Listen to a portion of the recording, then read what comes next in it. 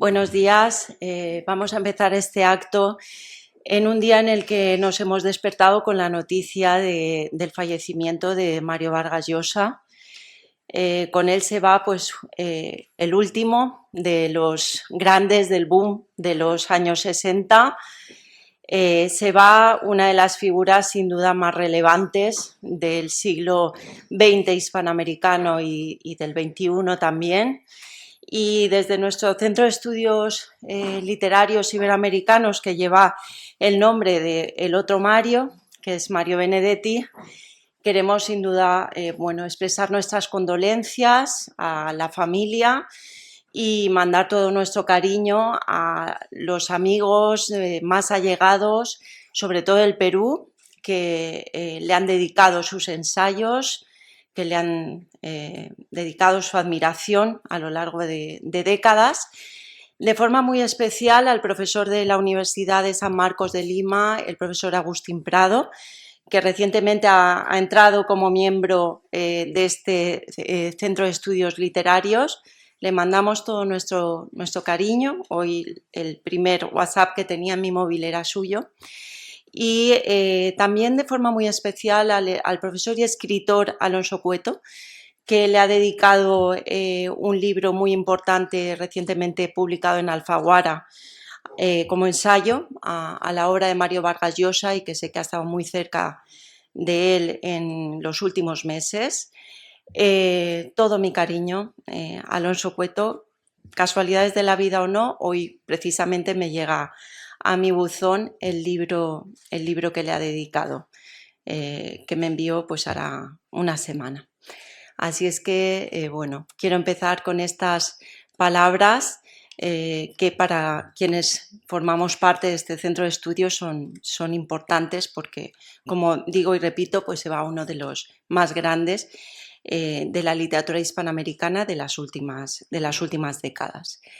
Bien, dicho esto, bienvenidos al Centro de Estudios Literarios Iberoamericanos Mario Benedetti. Sé que algunos ya habéis estado, pero otros muchos y otras muchas no habéis venido todavía aquí, y sois de primero y os esperan muchos actos, muchas actividades aquí en el Centro Benedetti a lo largo de vuestra carrera. Asistiréis, como hoy, a actividades que hemos organizado expresamente para vosotros y vosotras, pero también asistiréis y participaréis en congresos, en seminarios, en charlas, en conferencias de profesores, de escritores, que dan vida a este centro desde hace ya varias décadas, la verdad.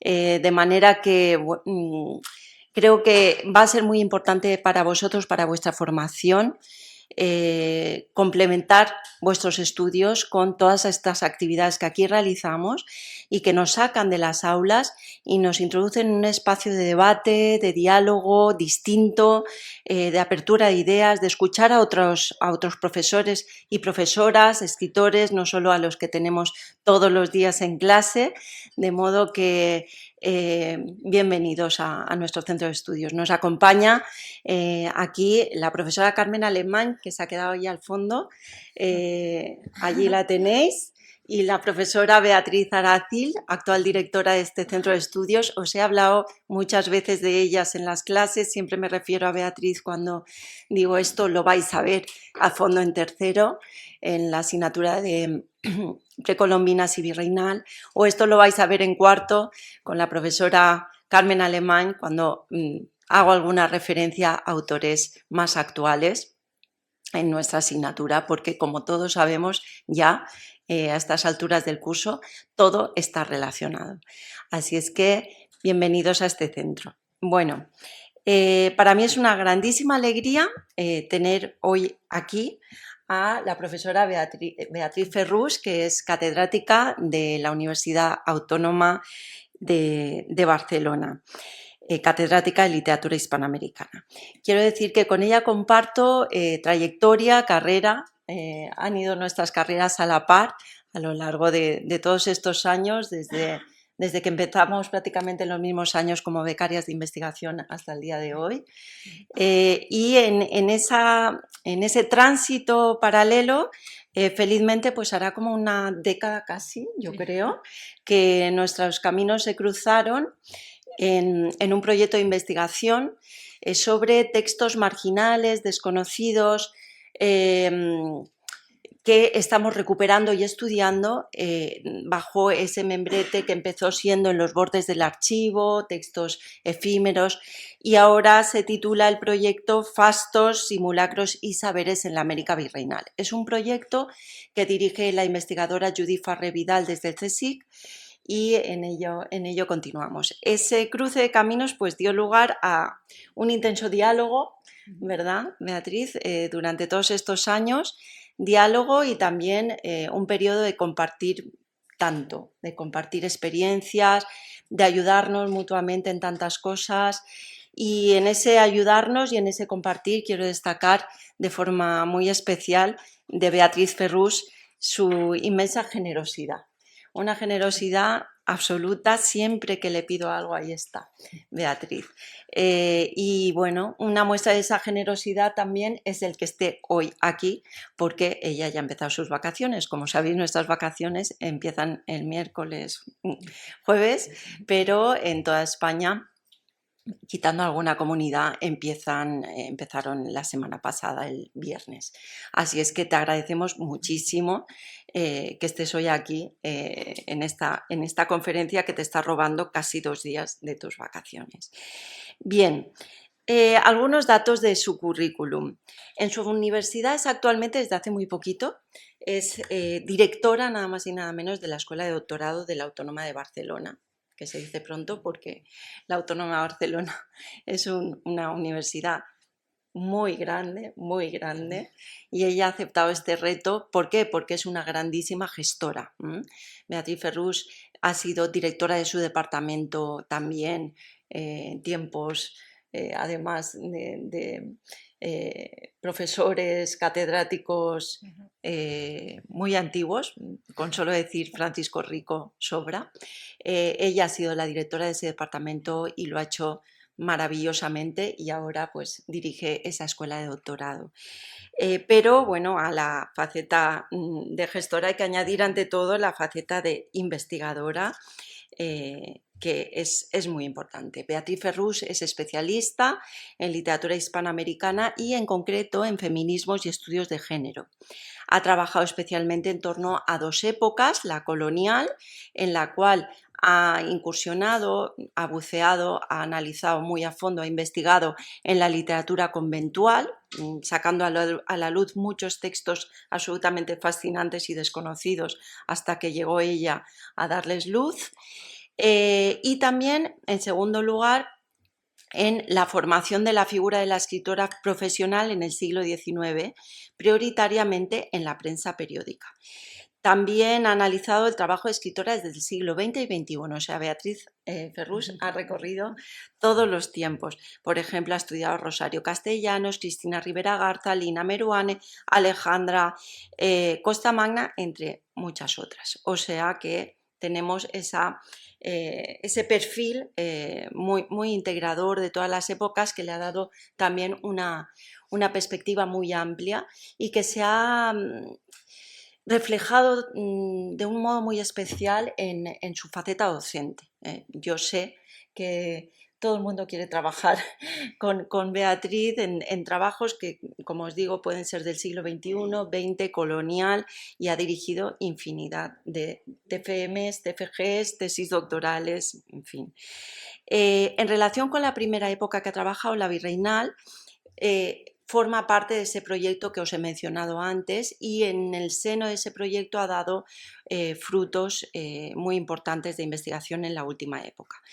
Entre sus obras más destacadas publicó el libro Mujer y literatura de viajes en el siglo XIX, entre España y las Américas, donde ya incursionaba en la figura que ya todos conocemos de Gertrudis Gómez de Avellaneda, sobre todo a través de sus textos de viajes. Ha analizado sus leyendas y algunas de sus novelas, siempre teniendo en cuenta la representación de la mujer y sus planteamientos protofeministas. También es autora del libro Heredar la palabra, cuerpo y escritura de mujeres, y es editora de varios volúmenes colectivos, entre los que quiero destacar Escribir con el cuerpo, este libro que tiene este título tan original, Escribir con el cuerpo, y también Miradas cruzadas, escritoras, artistas e imaginarios. El título de su conferencia de hoy es Gertrudis Gómez de Avellaneda, una pionera de la escritura de mujeres entre dos geografías. Así es que os dejo con su palabra y os agradezco mucho vuestra presencia en esta última semana en la que nos vamos a despedir mañana, y me encanta ver el centro lleno de alumnos y alumnas que aquí están para escuchar hablar de una autora que me consta os ha interesado mucho. Cuando quieras, Beatriz. Bueno, yo en primer lugar quiero dar las gracias, por supuesto, al centro por invitarme, a Eva, por estas palabras tan cariñosas que bueno, es un cariño compartido con ella, con las colegas del centro, y siempre es un placer venir aquí, ¿no? Y el venir en vacaciones, bueno, tampoco supone mucho esfuerzo cuando a uno le gusta mucho lo que hace. O sea, espero y deseo que todos los que estáis aquí, que estáis en primero, pues acabéis, ¿no?, viviendo esa pasión por la literatura que yo tengo a futuro y la pasión por el propio trabajo y el propio oficio. O sea, os deseo desde ya mucha suerte, que creo que es en vuestra trayectoria que empieza en este curso y en vuestra futura carrera. Porque vivir de lo que a uno le gusta, pues yo creo que es el gran privilegio. Yo siempre digo que soy como Messi, pero que cobro menos. Pero he tenido esa suerte, ¿no? O sea, que animaros a trabajar por ello, ya que estáis en el primer curso. Y bueno, este centro ha sido siempre para mí un lugar de acogida, un lugar de referencia también desde que estaba en primero de carrera, ¿no? Yo estudié en Valencia, he venido desde Valencia, estaba cerca, tampoco era lo de las vacaciones, tampoco venía desde Barcelona, venía desde Valencia, bajé ayer, y siempre ha sido un referente cuando estaba en la universidad, pues el Centro Mario Benedetti, ¿no? Como lugar, bueno, pues de estudios latinoamericanos, literarios, de pasión por el continente, que yo descubrí en la carrera y que ni siquiera acababa de entender demasiado por qué me interesa tanto esta literatura, por qué me interesa tanto América Latina, ya desde el primer curso, cuando de alguna manera no era, ¿no?, la expectativa que yo llevaba cuando entré en la facultad, que era hacer literatura española, ¿no?, que era la más cercana a mí. Bueno, dentro de lo que son, pues eso, los descubrimientos, los caminos, las pasiones que uno se encuentra pues a lo largo del tiempo. A ver que sea capaz de volver a mi presentación. Dale al escape. Ya está, sí, mejor.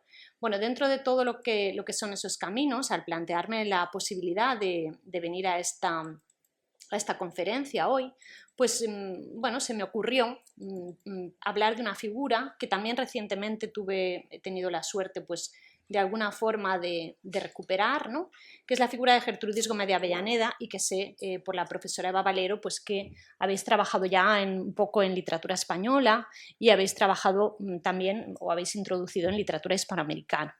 Yo fue una figura que descubrí en la carrera un poquito, pero sobre todo a posteriori, ¿no? Os ha hablado Eva de lo que han sido mis intereses de investigación. O sea, a mí me ha interesado siempre mucho la historia de la mujer. Vosotros tenéis la suerte de que vivís en una sociedad donde se habla mucho de feminismos.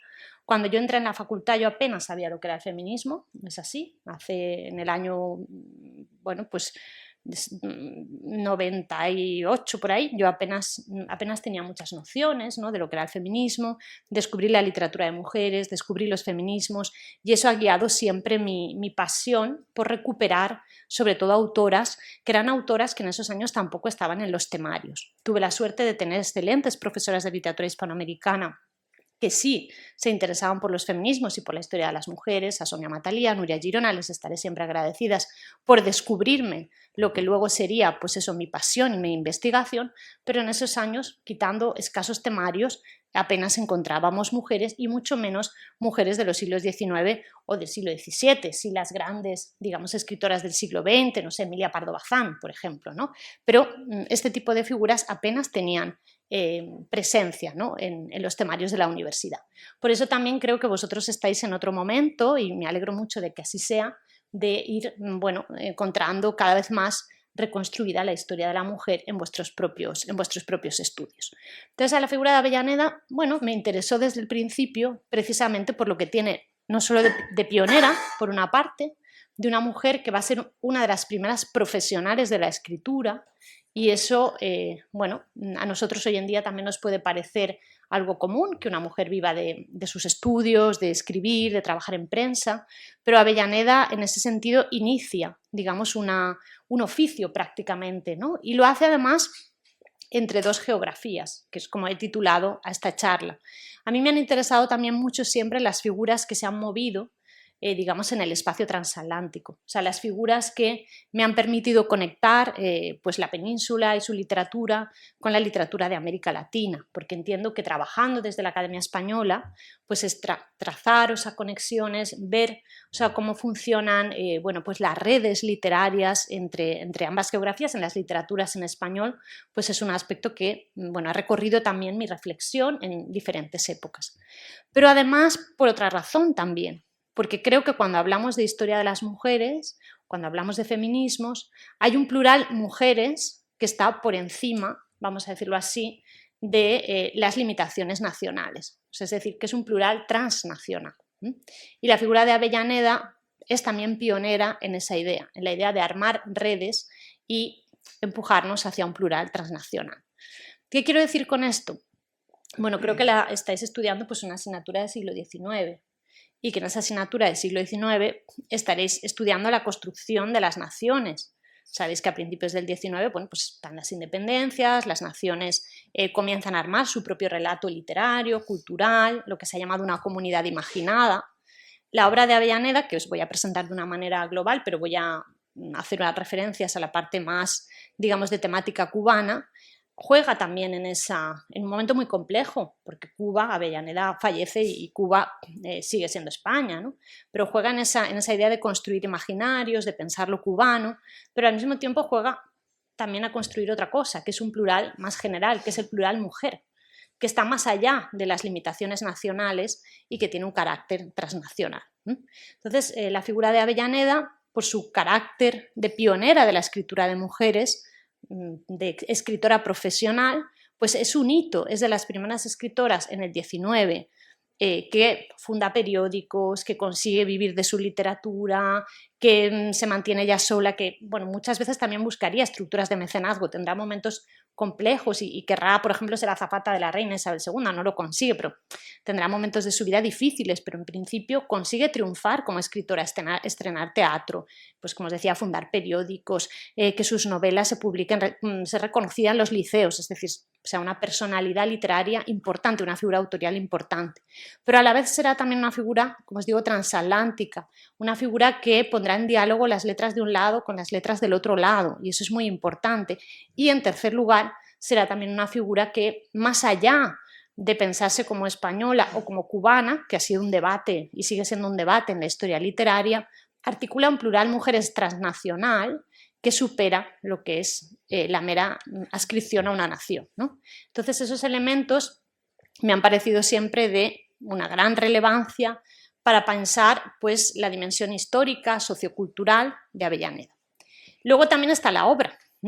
Avellaneda, como sabéis, cuenta con una ingente obra literaria para lo que es la escritura de mujeres en el XIX y practica todos los géneros.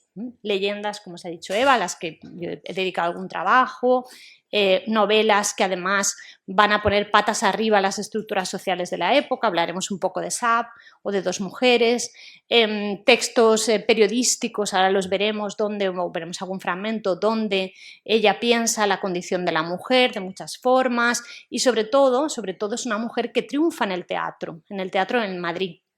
Y triunfar como escritora de teatro, que es el más público de los géneros, pues es realmente lo que le dio fama y lo que también le permitió sobrevivir gracias al ejercicio literario. Es decir, que la obra de Avellaneda es también una obra ingente. Es una obra, como toda obra ingente, irregular.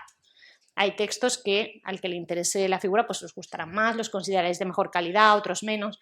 El teatro pues hay grandes piezas, otras a ojos nuestros ya las vemos como muy de época, la poesía hay poesía de circunstancias, hay otra pues de más calidad literaria, etc., ¿no? Pero esa dimensión de su figura como dimensión ingente pues será, como escritora ingente que practica todos los géneros pues será también trascendental.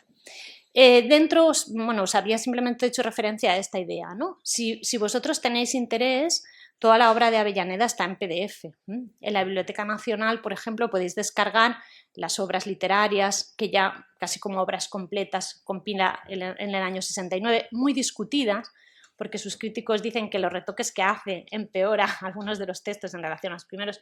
Eso, bueno, a vosotros os podrá interesar más o menos, pero las tenéis ahí para echar un vistazo a lo que ella decide que sean sus obras literarias. Las tenéis en la Cervantes Virtual, muy bien trabajada la figura de Avellaneda, es decir, que el que tenga interés puede encontrar también todos sus trabajos en abierto. Ya que os he puesto solo una imagen, bueno, meramente ilustrativa, porque Avellaneda, bueno, funda 2 periódicos, uno de ellos cuando llega a Madrid, más o menos en los años, bueno, el periódico es el del año 45, y luego otro cuando regresa a Cuba en los años 60. Ahora hablaremos un poco de eso. Pero es también importantísimo cuando trabajamos figuras profesionales, y en el caso de Avellaneda, que ya digo es la pionera de todo un linaje, pensad en la prensa. Nosotros hoy en día estamos acostumbrados a una prensa donde la literatura, bueno, tiene como tal, apenas está, ¿no? En todo caso, bueno, pues la parte crítica, los suplementos culturales, etc. Pero la prensa de estos años es una prensa literaria. Y gracias a la prensa pudieron sobrevivir muchos escritores, porque la prensa requería día a día manos que escribieran poesía, que se publicaban poemas en prensa, que se publicaran crónicas de viaje en prensa, que se publicaran relatos, leyendas, folletines, ¿no? Eso ya supongo que lo habéis estudiado, y ella, bueno, en este sentido será directora de 2 periódicos en años en los que las mujeres apenas dirigen o son inexistentes, no solo no dirigen, sino tampoco escriben, ¿no? Entonces esta dimensión periodística será también importantísima en su figura. Bien, dicho esto, os ha presentado un poco la idea de que tenemos una mujer que nace en Cuba. Eso lo había saltado un poco porque entiendo que lo sabéis, pero que nace en Cuba, que muy joven, ahora veremos un poquito su biografía, que muy joven llega a España, que en España va a conseguir un lugar, ¿no? en el espacio literario, que algunas obras se publican en Cuba, otras se publican en España, tiene esa dimensión transatlántica y esa dimensión de pionera. También hacer una advertencia. Bibliografía sobre Avellaneda, si alguien a futuro o ahora va a hacer un trabajo de clase, lo que sea, hay muchísimo, pero casi siempre se lee Avellaneda desde 2 obras, o la mayoría de la bibliografía se ha dedicado a 2 obras, hay de todo, pero las más comunes son estas. Las cartas a Ignacio de Cepeda, que no sé, que supongo que habéis oído hablar, todo el mundo dice que sí, y la novela Sab, que no sé si habéis oído hablar, y si también, ¿no? Y la novela Sab. Bueno, ¿por qué digo esto? Una advertencia, porque muchas veces cuando leemos literatura, bueno, cuando se trabaja la historia de la literatura de mujeres, se trabaja un par de cosas y parece que esas escritoras no hubieran escrito nada más. Entonces la Avellaneda de las historias literarias muchas veces, la Avellaneda de las clases, es la Avellaneda de las cartas a Ignacio de Cepeda, la Avellaneda romántica, apasionada, que escribe a su amante, y la Avellaneda antiesclavista de Sab, ¿no? Que está muy bien, o sea, quiero decir que además Sab es una novela con un final protofeminista importantísimo, es una novela que defiende además una comunidad cubana imaginada diferente, tiene muchos valores, pero Avellaneda también escribió muchísima otra obra. Entonces tendemos, cuando recuperamos mujeres, a topificar la lectura que se hace sobre esas escritoras, ¿no? Y entonces solo conocemos una parte, como si no hubieran escrito nada más, ¿no? Y entonces aquí yo un poco lanzar la advertencia que sospechéis de eso. Sor Juana no solo escribió la respuesta a Sor Filotea de la Cruz, y Avellaneda no solo escribió las cartas a Ignacio de Cepeda y Sab, escribió muchísima otra obra, ¿no? Y entonces a veces esa tópica, ese no saber, ¿no? Todo aquello que está detrás de las autoras, yo confieso que soy muy militante de abrir, ¿no? el espectro y decir, cuidado, porque no encorsetemos la lectura en una serie de tópicos literarios. Y creo que con Avellaneda pasa mucho. Son obras trascendentales, pero, ojo, hay otras muchas cosas. Bueno, después hay otro elemento que no sé si lo habéis visto también en estas advertencias, ¿no? A cómo leemos la historia de la literatura de mujeres. No sé si habéis oído hablar de lo que sería la, vamos a decirlo así, masculinización de la figura de Gómez de Avellaneda. Si lo habéis oído también, ¿no? Si nosotros descargamos esas obras literarias que están en la Biblioteca Nacional o bueno, están acompañadas de lo que son los prólogos de época. Y en esos prólogos de época, como pasa también muchas veces en la historia de la literatura de mujeres, nos encontramos a Juan Nicasio Gallego, una figura bastante relevante del momento, que además apoyó mucho el personaje de Avellaneda como personaje literario en la esfera de su tiempo, que diría: todo en sus cantos es nervioso y varonil. Así cuesta trabajo persuadirse que no son obra de un escritor de otro sexo. No brillan tanto en ellos los movimientos de ternura ni las formas blandas y delicadas propias de un pecho femenil y de la dulce languidez que infunde en sus hijos el sol ardiente de los trópicos que alumbró su cuna. Avellaneda sería leída en su momento, y ahora veremos por qué, o representada continuamente por los críticos de su tiempo como una mujer varonil. Varonil es su obra. Luego, obviamente, cuando se habla de su vida personal, tenía que ser buena madre, buena esposa, cosa que ella vivió su vida en libertad y nunca fue exactamente, pero bueno, todo siempre tiene que ser nervioso y varonil, y luego el sol ardiente de los trópicos. Es decir, cuando nos fijemos en la lectura histórica que se hace de Avellaneda hasta bien avanzado, acaso os diría hasta el siglo XXI, incluso en parte de la crítica, encontraremos una mujer masculinizada en su literatura y encontraremos también una exótica cubana. Es decir, ella como personaje excepcional en su tiempo, había que investirla, ¿no?, de estos rasgos para justificar que pudiera incursionar en un espacio de hombres, ¿no? Sí, está ahí, pero claro, es que es cubana, es exótica y además su literatura es varonil, ¿no? Estos dos elementos jugarán mucho en la construcción del personaje, ¿no? Y hay que recordarlos también junto con esa topificación que se hace después de leerla solo desde determinados lugares, ¿no? Sabemos, si habéis leído las cartas a Ignacio de Cepeda, y entonces lo resumo muy brevemente porque ya lo conocéis, que parte también de conocer al personaje y su biografía viene de lo que ella misma dirá en estas cartas, ¿no? Una chica joven que desde su infancia está muy interesada, más interesada por los libros, por representar comedias con sus amigas, que realmente por ser, como dice aquí, pues una mujer que su mamá dice: mi mamá me reñía porque estaba más interesada en la lectura que en el adorno. Ella era hija de, digamos, pues la clase bien cubana y su destino en Cuba era casarse. Pero, como ella misma cuenta en estas cartas a Ignacio de Cepeda, pues sus inquietudes eran otras, ¿no? Esto es lo que, si nosotros trabajáramos desde ahora está muy de moda la teoría del autor, es lo que se llama un régimen de singularidad, es decir, el autor se construye a sí mismo en su propia representación autobiográfica como alguien que tiene un don especial, que está apartado del mundo, en este caso la llamada, ¿no?, como mujer muy temprana de la vocación, o sea, literaria, es alguien singular, es alguien diferente, ¿no?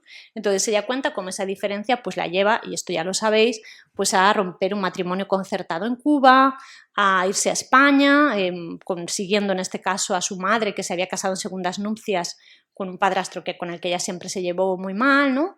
Y a partir de ahí, una vez entra en la península, pues lo hace por La Coruña, ahora veremos un trocito, que son los textos de viajes, lo hace por La Coruña, y a partir de ahí, como no se encuentra cómoda en La Coruña, ni por el tipo de espacio en el que se mueve, ni sobre todo porque no quiere estar con su padrastro, pues se entra ya en lo que será primero Andalucía y luego Madrid, que son los dos primeros grandes escenarios de su literatura, que si la habéis estudiado en literatura española, pues entiendo que la habéis estudiado en esa etapa, ¿no? Primero andaluza, que comienza a publicar en prensa muy jovencita, etcétera, y luego ya como figura de autoría reconocida en la sociedad madrileña. Pero conocemos toda esta autobiografía y su propia autofiguración, su propia máscara como personaje, ¿no?, de su propia literatura, en parte gracias a las cartas a Ignacio de Cepeda.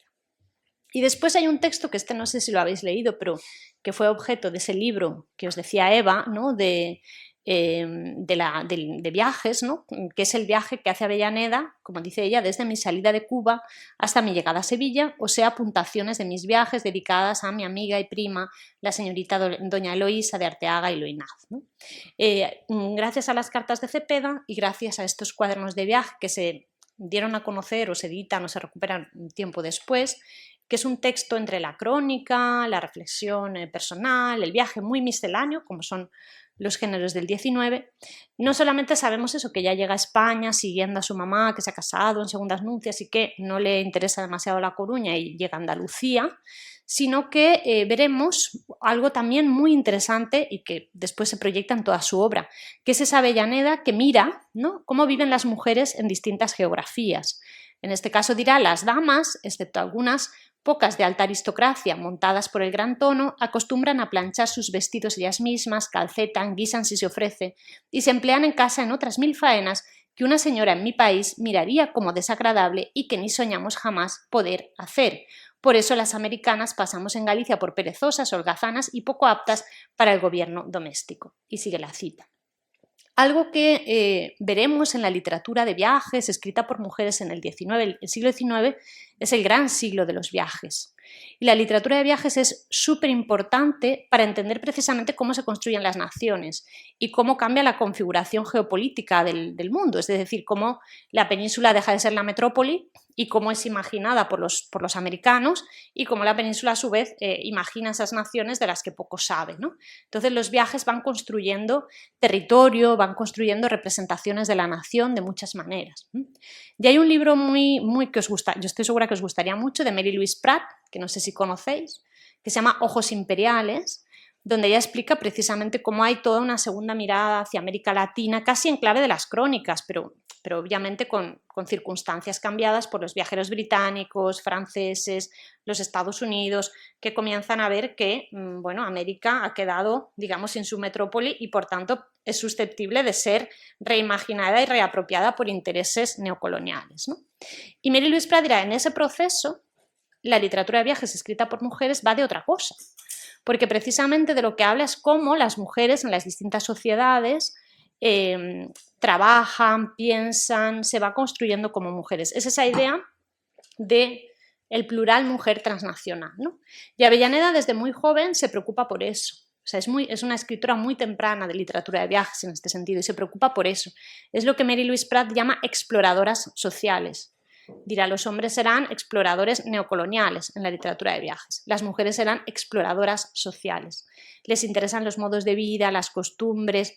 ¿Por qué razón? Porque a Avellaneda le habían dicho: tú como mujer debes ser esto. Habréis oído hablar del deber ser de las mujeres del XIX. Tú debes ser esto. Sin embargo, si ella ve que en otros sitios, esto es tu función natural es ser madre, casarte, a ella la habían educado así. Pero en el momento que ella ve que las mujeres en otras comunidades viven de otra manera, dirá: hombre, pues esto no es natural, esto es construido, esto es social, ¿no? Entonces la obra de Avellaneda trabaja mucho en sus personajes de ficción y en sus textos más bien de reflexión, bueno, pues crítica en prensa o en este caso en el libro de viajes, esa idea de que las mujeres viven de formas muy diferentes según la clase social, según la comunidad a la que pertenecen y por tanto no existe un deber ser social natural, sino algo construido. Eso nos lo enseñaron los feminismos del XX y los estudios culturales, pero Avellaneda ya lo estaba viendo, ¿no?, en el siglo XIX. Y eso habla de un ojo, digamos, de observadora social o de exploradora social muy avanzado a su tiempo. Y luego, hace poco tuve la suerte de estar en el Museo del Prado hablando también de Avellaneda. Y entonces me dijeron: bueno, a ver en qué, o sea, un poco la propuesta, la invitación era decir: vamos a ver si Avellaneda de alguna manera tuvo vínculos con el museo, junto con otras intelectuales que habían sido representadas en el museo. Este cuadro, que se llama Los poetas contemporáneos, una lectura de José Zorrilla en el estudio del pintor, ahora luego os pongo la ficha, nos habla está pintado justo más o menos en los años en que Avellaneda llega a Madrid.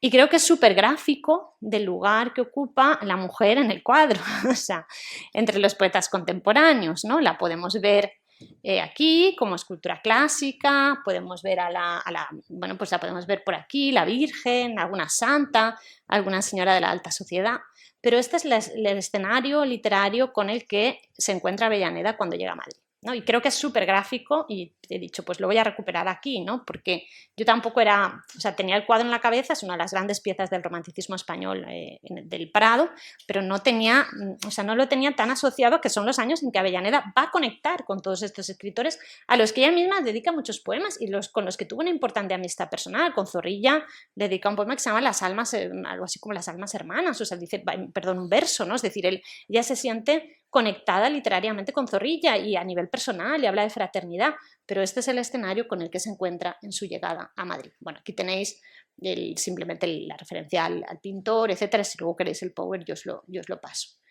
Este cuadro obedece a esta es Avellaneda. este acontecimiento tiene lugar 10 años después. El primero es más o menos bueno, la fecha exacta la tenemos aquí, es del año 46, ella pues llega a Madrid en torno al, creo que es el 43, o sea, es decir, un par de años después, pero bueno, sobre todo su obra ya importante comienza a tener más presencia en el 45, es decir, plenamente coincidente con sus primeros años en la capital, y la coronación de Quintana, que es este señor de aquí, que había sido tutor de Isabel II, la reina, pero también una figura con la que Avellaneda también había tenido mucha amistad y mucho aprecio, es en el año 55. El cuadro se pinta 4 años después porque se abre un concurso para ver quién es capaz de reproducir lo que había sido un acto muy importante, que es este acto político-cultural, ¿no? Donde la reina entrega una corona de laurel, que es un reconocimiento cultural y literario en la época, a el que había sido su tutor, el poeta Quintana. Pero fijaos quién está leyendo en el atril. O sea, la persona que leía en el atril leían varios, ¿no? Pero la que queda inmortalizada es Avellaneda. Las dos grandes figuras del cuadro, Isabel II, el poder político, y en este caso la figura de reconocimiento literario es Avellaneda. O sea, es decir, dos mujeres han ocupado las dos grandes palestras del cuadro. En 10 años, el personaje de Avellaneda y otros comenzaban a abrirse camino literario, el siglo estaba cambiando. Hay otras mujeres aquí está Carolina Coronado, que es una escritora que ya será un poco, digamos, de la generación siguiente, aparte, bueno, pues de la duquesa de Alba, la condesa de Portocarreño, está Teresa Rivas, que es una actriz de teatro, es decir, que vemos ya como que de esos poetas contemporáneos y Zorrilla en el estudio del pintor, a 10 años después, el personaje de Avellaneda sobre la palestra, bueno, pues el camino literario que ya va abriendo será, digamos, bueno, en general la sociedad va abriendo, pero donde Avellaneda es un personaje tan relevante, pues estará gráficamente representado. Si alguien tiene curiosidad, todos los personajes, es muy bonito ver el catálogo del Prado, todos los personajes, quiénes son las mujeres y toda la referencia que se hace. Ella describió también el acto. Miradle, él es su nombre venerado, la muchedumbre ufana victorea, y en el recinto augusto del Senado, santuario de las leyes, la esclarecida nieta de 100 reyes, a quien su corte espléndida rodea, con noble orgullo que su faz pregona al bardo nacional de la corona. Es decir, ella sería una mujer, sabemos, hay trabajos muy interesantes de Ángeles Ezama, que habla de cómo Avellaneda pues, sería reconocida en los liceos, aceptada en las sociedades culturales del momento, pero también cómo sería rechazada, y esto supongo que también lo habéis estudiado, su entrada en la Real Academia Española por ser mujer, ¿no? Es decir que, bueno, es una figura que tendrá luces y sombras en el sentido de su reconocimiento social. Pero en el año 55, las obras literarias se compilan después, por eso la fecha, ella escribe y describe la coronación del poeta Quintana. Este es el cuadro, ¿no?, descrito en poesía, y vemos que es una mujer que realmente logra instalarse muy bien socialmente. Sin embargo, el poema, que es bastante extenso, solo os pongo fragmentos, empieza así. Allá en el centro de la hermosa Antilla, que oye bramar al Golfo mexicano, perla que a él, a la corona de Castilla, aún rinde el mundo de colón ufano, allá donde se eterna de los bosques la plácida verdura y el cielo tropical su luz derrama, en los albores de mi infancia tierna, por la ligera fama, llegóme mi canto de inmortal dulzura y despertó mi mente la insólita armonía que de tus hados el rigor gemía.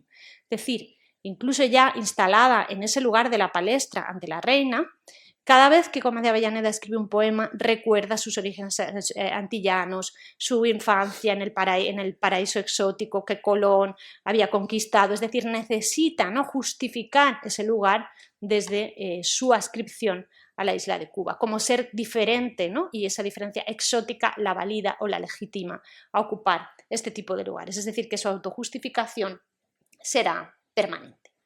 Bien, digamos, punto 1, ¿no?, de los poetas contemporáneos a la coronación de Quintana, es decir, esa joven cubana que a través de las cartas a Cepeda o que a través de sus viajes llega a España, poco a poco va estableciendo contactos con los escritores de su tiempo, escribe mucha poesía a todo lo que serán los grandes del romanticismo español y se instala entre ellos, reconocida en las sociedades, en los liceos, en la palestra ante la reina, pero siempre con esa necesidad de justificar su diferencia y sus orígenes cubanos como una manera de validación. Hay también, si alguien tiene interés de cómo se construye un autor, que eso ya digo está ahora como muy de moda, la teoría autorial, etc., tenéis trabajos de Mónica Burguera sobre la construcción autorial de Avellaneda frente a Carolina Coronado, por ejemplo, que ya pertenece a otra generación y que no necesita estar, digamos, permanentemente autojustificándose, o que se autojustifica de otra manera, ¿no? Sin necesidad de esos orígenes. Bien, pero ¿cuál es, digamos, la obra, ¿no?, más dentro de, insisto, esta mujer que ganará, pues, el espacio de la palestra, que ganará la escena, por supuesto, teatral española, con estrenos muy sonados, que consigue que sus poesías completas se publiquen, que consigue dirigir periódicos en la península y que después regresa a Cuba, pero ahora hablaremos un poquito. Pero ¿cuál será, digamos, la temática más, aparte de la autojustificación desde el exotismo, cuáles son aquellos textos que más se han mirado desde el ámbito de las letras hispanoamericanas, vamos a decirlo así? Cuando tenemos una figura que también se mueve entre dos orillas, ha habido una cierta tendencia, de la misma manera que solo se la ha leído desde Saavedra y desde las cartas a Cepeda, que están muy bien, pero que uno ya se cansa, de la misma manera que pasa esto, pues muchas veces también las figuras que se mueven entre dos orillas han tenido más dificultades, ¿no?, para ser consideradas dentro de las historias literarias, ya no en la segunda mitad del 2021, pero sí en su trayectoria anterior, porque no encajaban demasiado bien en ningún lugar. Hay momentos donde la obra de Avellaneda, desde la crítica cubana, se dice, uy, no es cubana, si desde joven se mueve en el romanticismo español, pero también, no, es que era cubana. Es decir, también ha habido estos momentos, ¿no?, de cómo encajamos la pieza en historias literarias que muchas veces han sido, ahora afortunadamente eso se está rompiendo, pero han sido excesivamente compartimentadas, ¿no?, por lugar de nacimiento, etc., ¿no? La figura de Avellaneda obviamente se ha liberado ya afortunadamente también de esas rigideces de lectura, pero sí que es cierto que hay una obra más vinculada, bueno, pues a Cuba, o una obra que reflexiona más sobre la isla y que posiblemente es la que menos conozcáis, y por eso voy a hacer algunas pequeñas referencias, ¿no? El poema más famoso de Avellaneda es Al partir, que no sé si lo habéis escuchado alguna vez. Ella escribe este poema cuando deja Cuba. Es un poema que ha sido muy trabajado por todo lo que son sobre todo los críticos cubanos que han pensado la obra de Avellaneda y que la han pensado muchas veces vinculada a José María Heredia, que es uno de los grandes poetas cubanos del momento y que está considerado el padre poético de Avellaneda en la isla. O sea, aunque ella le dedica también a Heredia, a su muerte, varios poemas. Avellaneda tiene mucha poesía dedicada a aquellas figuras que ella siente, al propio Quintana, como os decía, Zorrilla, que ella siente que han sido inspiración literaria y con las siente que comparten, ¿no?, tradición. Y además se reivindica en esa tradición, una tradición que es masculina, y ella no tiene ningún problema en reivindicarse como autora en esa tradición con igualdad de derechos. Pero Al partir es considerado el poema que de alguna manera monta lo que será la cubanidad de Avellaneda en su literatura. Tenéis trabajos, hay un trabajo muy clásico de María Alvin que se llama Género, Poesía y Esfera Pública, donde está analizado Al partir y toda la parte cubana tanto de las revistas, de los periódicos, como de los poemas y otras referencias. Milena Rodríguez ha trabajado mucho también la poesía cubana de Avellaneda, profesora de Granada. Es decir, hay como muchos trabajos sobre su poesía, y más o menos todos insisten en lo mismo, ¿no?, en que Al partir dibuja ya el umbral desde el que se construye el relato cubano insistente y permanente en cualquier producción de Avellaneda. Perla del mar, estrella de occidente, hermosa Cuba, tu brillante cielo, la noche cubre con su opaco velo como cubre el dolor mi triste frente. Voy a partir la chusma diligente para arrancarme del nativo suelo, las velas iza y pronta su desvelo, la brisa acude de tu zona ardiente. Adiós, patria feliz, Edén querido, doquier que lado en su furor me impela, tu dulce nombre halagará mi oído. Adiós, ya cruje la turgente vela, el ancla se alza, el buque estremecido, las olas corta y silencioso vuela. Vemos cómo la voz poética ve, ¿no?, coge el barco que la aleja y ve en la lejanía cómo la patria querida, el Edén, ¿no?, se aleja. Y nos dice Alvin, y tiene toda la razón, que toda la referencia a Cuba en la obra de Avellaneda es la de una nostalgia presentida desde el principio. Porque lo que ella deja no solamente es la patria, no solamente es la tierra querida, una patria que, ya digo, en ese momento todavía pertenecía a España y era España, ¿no?, pero no solamente el terreno querido, sino deja la infancia, deja los orígenes, deja al padre que ha fallecido, deja, bueno, afectos, ¿no? O sea, para ella lo que está renunciando no solo es a un territorio, no solo es a una geografía, sino está también renunciando a una etapa de su vida, que es la de la niñez, que es la de, bueno, de alguna manera estar protegida, que es la de saber cuál es su función y su destino, porque mientras ella iba a casarse con un señor de la alta sociedad cubana, tenía muy claro cuál era su destino, ¿no? En el momento que ella rompe ese compromiso, que deja la isla, no hay seguridades, no hay certezas, ¿no? Y entonces es la nostalgia, de alguna manera, del paraíso, de la seguridad y de la infancia, la que atraviesa toda la cubanidad de Avellaneda. Y es cierto, ¿no? O sea, es decir, todos los personajes, toda la poesía, cada vez que ella, por ejemplo, en el propio poema Quintana evoca la isla, veíamos que habla infancia querida, ¿no? Siempre el lugar de la infancia, siempre el lugar del recuerdo, es siempre el lugar del afecto. Y ahora veremos también en las novelas cómo esto sucede. Pero Avellaneda, que había llegado a la península, que le va tan bien en España, bueno, hay momentos que le va mejor, hay momentos que le va peor, pero que logra triunfar y vivir de su literatura. Supongo que habéis estudiado que tuvo también una vida amorosa pues bastante azarosa. Se casa varias veces, tiene una hija fuera del matrimonio, siempre además sus maridos pertenecen a la gran política, o sea, eran políticos importantes en la sociedad de su tiempo, es decir, ella está muy vinculada a los grupos de poder. Narváez, bueno, hay toda una leyenda en torno a la figura de Narváez que también, en fin, no se sabe muy bien la relación. Sabemos que ella participa en los complots para casar a Isabel II, pero también se dice que con Narváez ahí había un poco de, en fin, de rollo.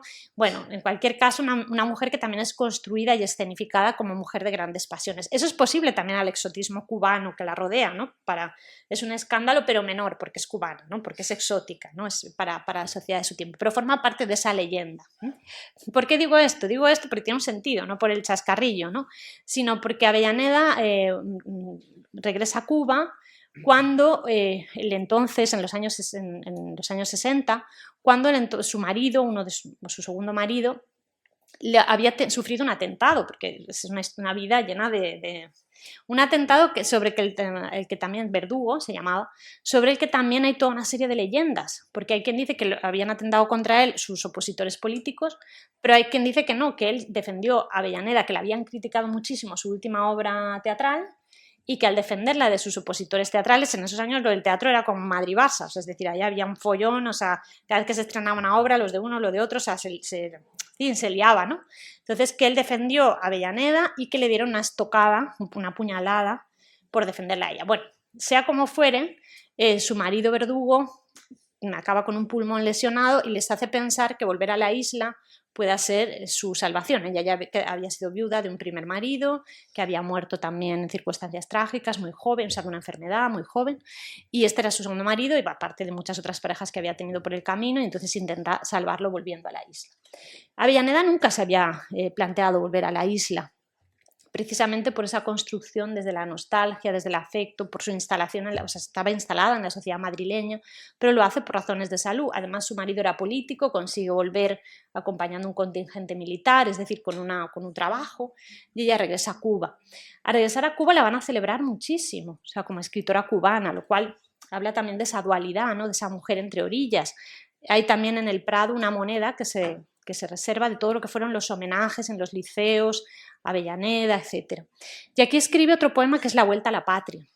O sea, es decir, entre Al partir y La Vuelta a la Patria hay una cantidad de poemas dedicados a la isla, a un cocuyo, en el álbum de la señorita cubana, que el que tenga interés en poesía y en construcción de alguna manera de nación, de relato nacional, ahora o a futuro, porque a lo mejor decía, a mí esto ahora para qué me interesa si estoy en primero, bueno, pero a lo mejor a futuro va uno y dice, no, esta cuestión de los imaginarios a mí me interesa mucho, ¿no? Entonces, recorrer la poesía de temática cubana de Avellaneda, que yo creo que además es la de mayor calidad de su obra, es una manera de ver cómo también se va transformando el sentimiento a la isla, la manera de pensar a Cuba en el contexto, o sea, en relación al contexto español, ¿no?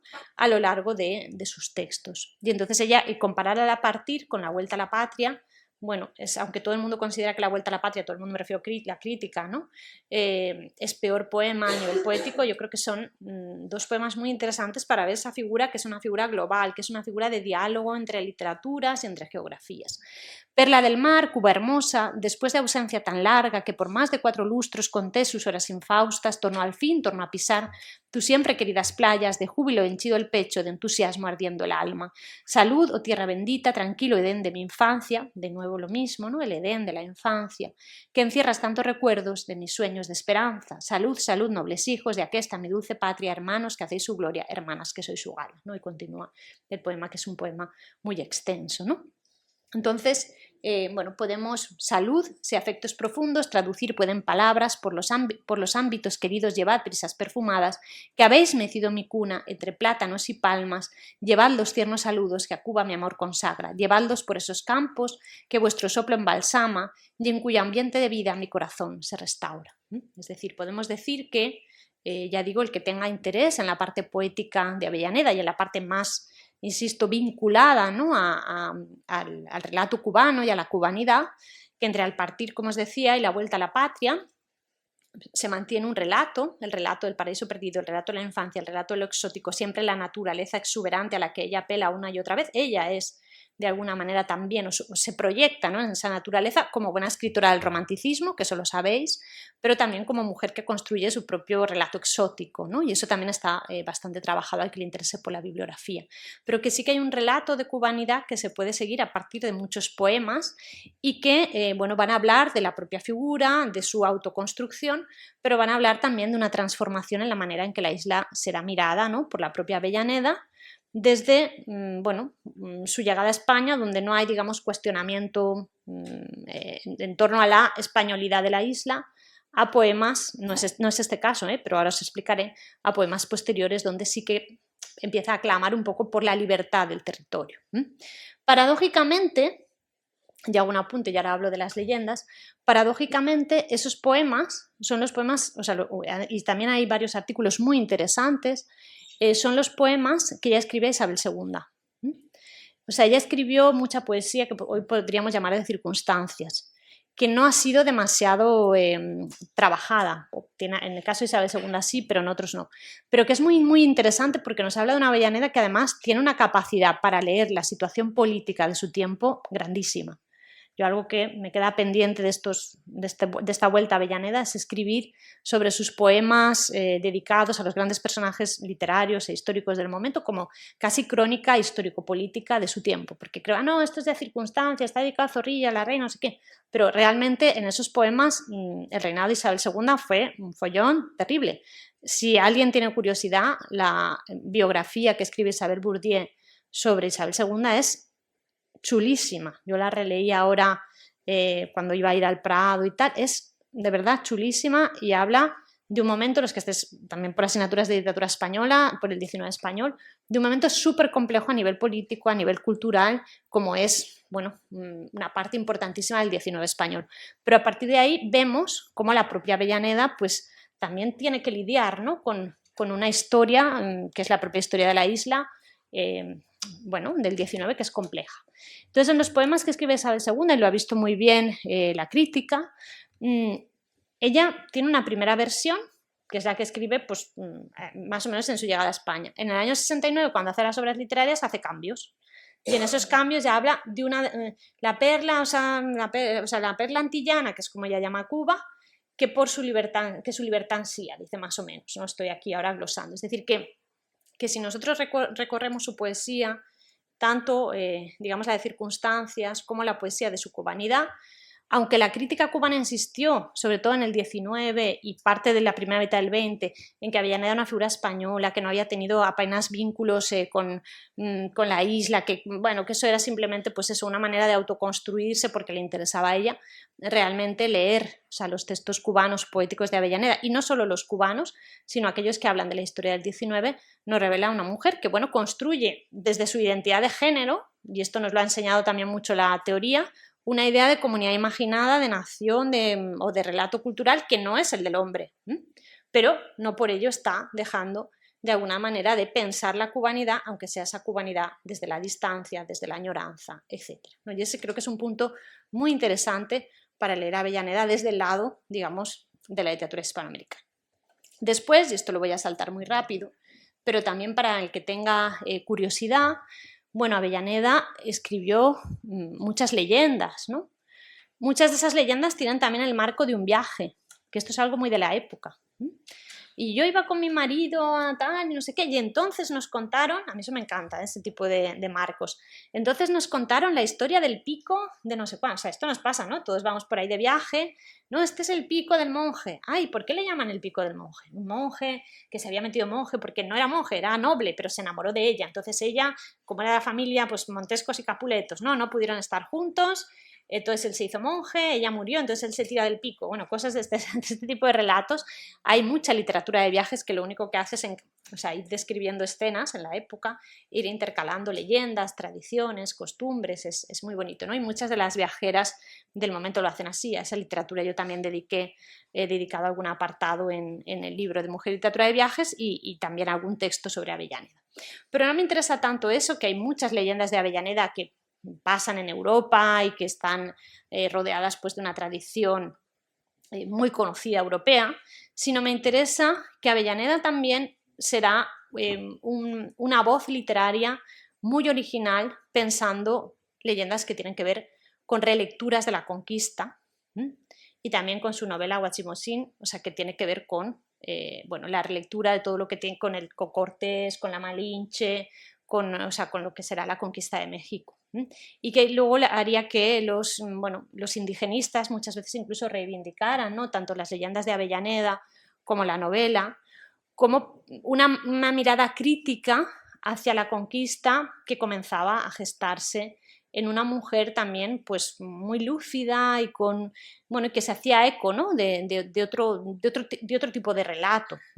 No es algo ajeno al 19, es decir, en la prensa, por ejemplo, mexicana del 19, que yo he trabajado bastante, ya empieza, ¿no? a quebrarse, obviamente, pues el relato de la conquista y a pensarse de otra manera. Pero bueno, estamos hablando de una escritora que escribe desde España, que pertenece a una Cuba todavía a España, que es mujer y que sin embargo tendrá la agudeza para representar todo lo que tiene que ver en sus leyendas, y aquí tenemos una de las más famosas, el cacique de Turmequé, y después que está basada en el Carnero, y luego también en sus novelas, ¿no? Representar ya las crónicas, la conquista, con bastantes fisuras, ¿no? Y con un relato que comienza también a transformar a los personajes hacia una lectura más afín, ¿no? A la que hará la literatura del indigenismo, o sea, la parte crítica, ¿no? Con la conquista del siglo XX, y ha sido también reivindicada por toda una serie de escritores dentro de esa tradición crítica, ¿no? Pero esto simplemente os lo digo como un apunte. El teatro, por supuesto, será ya digo, y voy a llegar a la novela, que es de lo que quiero hablar un poco más en el segundo momento. El teatro será también el género que le dio, yo no sé si teatro habéis estudiado algo de teatro hasta ahora, es lo que menos se estudia, salvo que tengas a alguien que sea especialista en teatro. Ya sabemos que eso siempre va un poco más, el teatro lo dejamos un poquito de lado. Yo, por suerte, ahora tenemos a una buenísima especialista en teatro en la Autónoma, que seguro que si estuviera aquí me decía, ya habla del Teatro Avellaneda, que es lo más importante.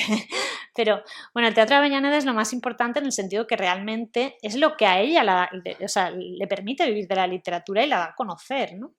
Y entonces, si nosotros cogemos, hay un libro que también está en PDF, Domingo Figarola Caneda, que será el primer director de la Biblioteca Nacional de Cuba. Él se dedicó a escribir biobibliografías muy al estilo de finales del 19, principios del 20, tanto de Avellaneda como de la Condesa de Merlín, otra, digamos, gran figura de escritora mujer vinculada a Cuba, ¿no? Y los podéis también descargar. Entonces él compila desde lo que sería una cronología, una bibliografía, las cartas a la prima Eloísa, que no estaban editadas o no eran tan conocidas en ese momento, y reúne muchas cartas y muchas crónicas de época, entre ellas crónicas teatrales, que nos llevan a darnos cuenta de lo importante que fue el teatro de Avellaneda, en el sentido que os decía antes, o sea, un teatro debatido, un teatro que generaba crítica, que generaba reflexión, en algunos casos muy transgresor y en otros casos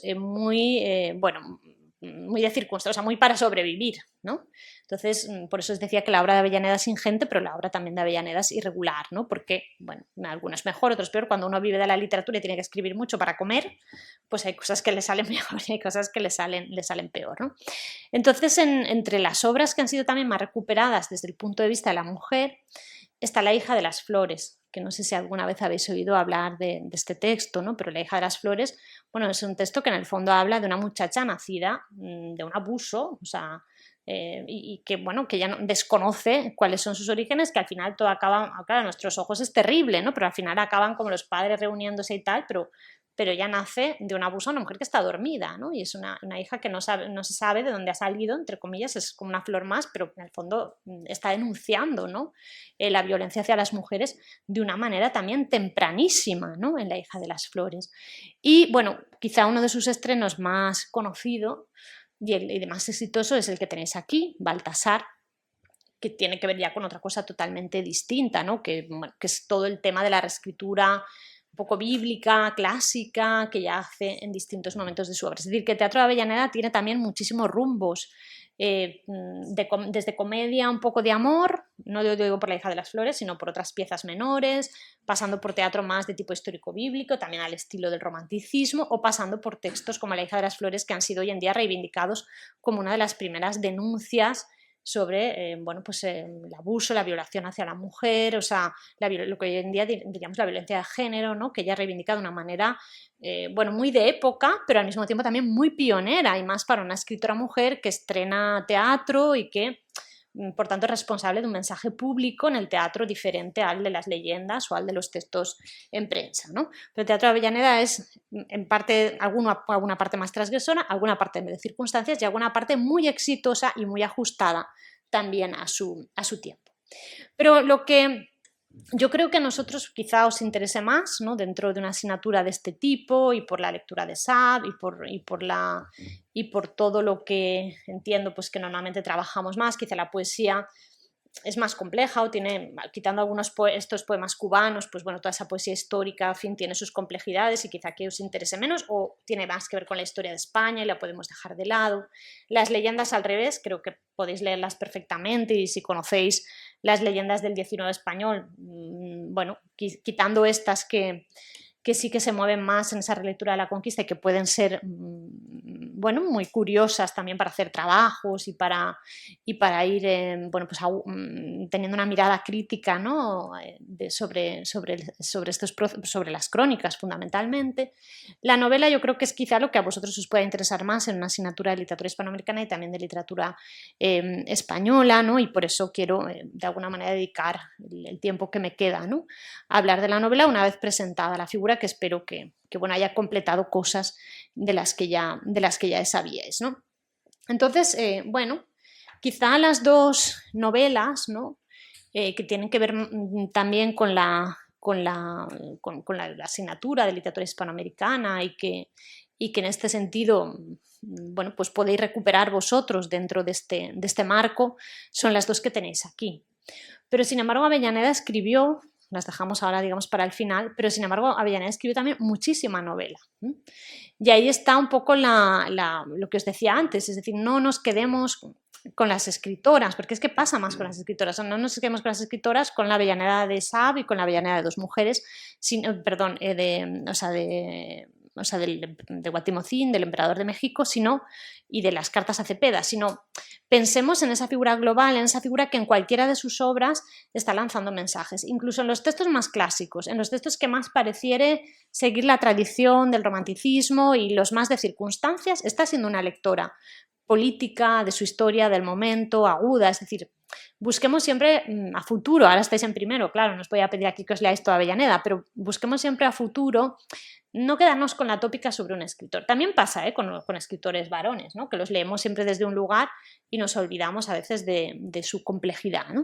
Pero el caso de Avellaneda es una figura muy compleja, y que creo que todavía su obra está dando lugar bueno, pues a procesos de lectura que han de continuar afinando, ¿no? La manera en que la vemos como figura global, y que todavía nos han de dar muchas sorpresas. Entonces, en el caso de la novela, no sé si conocéis, por ejemplo, Dos mujeres. ¿Habéis oído hablar de la novela Dos mujeres? ¿No? Bueno, la primera novela que escribe Avellaneda es Sade, que curiosamente es una novela del año 41, que curiosamente no entra, o sea, ella deja fuera de sus obras literarias. También existen muchas rumorologías, que es que se había arrepentido porque había sido una novela antiesclavista que le había generado muchos problemas en Cuba, que es que no le gustaba porque ya pues desde la madurez no le interesaba, que no le dio tiempo a corregirla y como lo estaba corrigiendo todo pues no me ha dado tiempo corto, bueno, no sabemos por qué, pero ya la deja fuera de sus obras completas y deja fuera también, obras literarias, pero que son obras completas, y deja fuera también de sus obras literarias Dos mujeres, que es la segunda de sus novelas. La tenéis en la Cervantes Virtual y la podéis leer. ¿Por qué hablo de Dos mujeres? Porque, ¿ves? Nunca habéis oído hablar de Dos mujeres.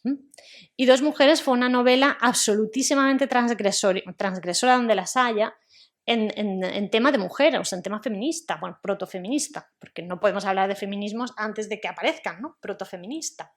Porque Dos mujeres habla de un triángulo amoroso, pero de un triángulo amoroso nacido de una sociedad que educa a las mujeres, según Avellaneda o según la tesis de la novela, mal, ¿no?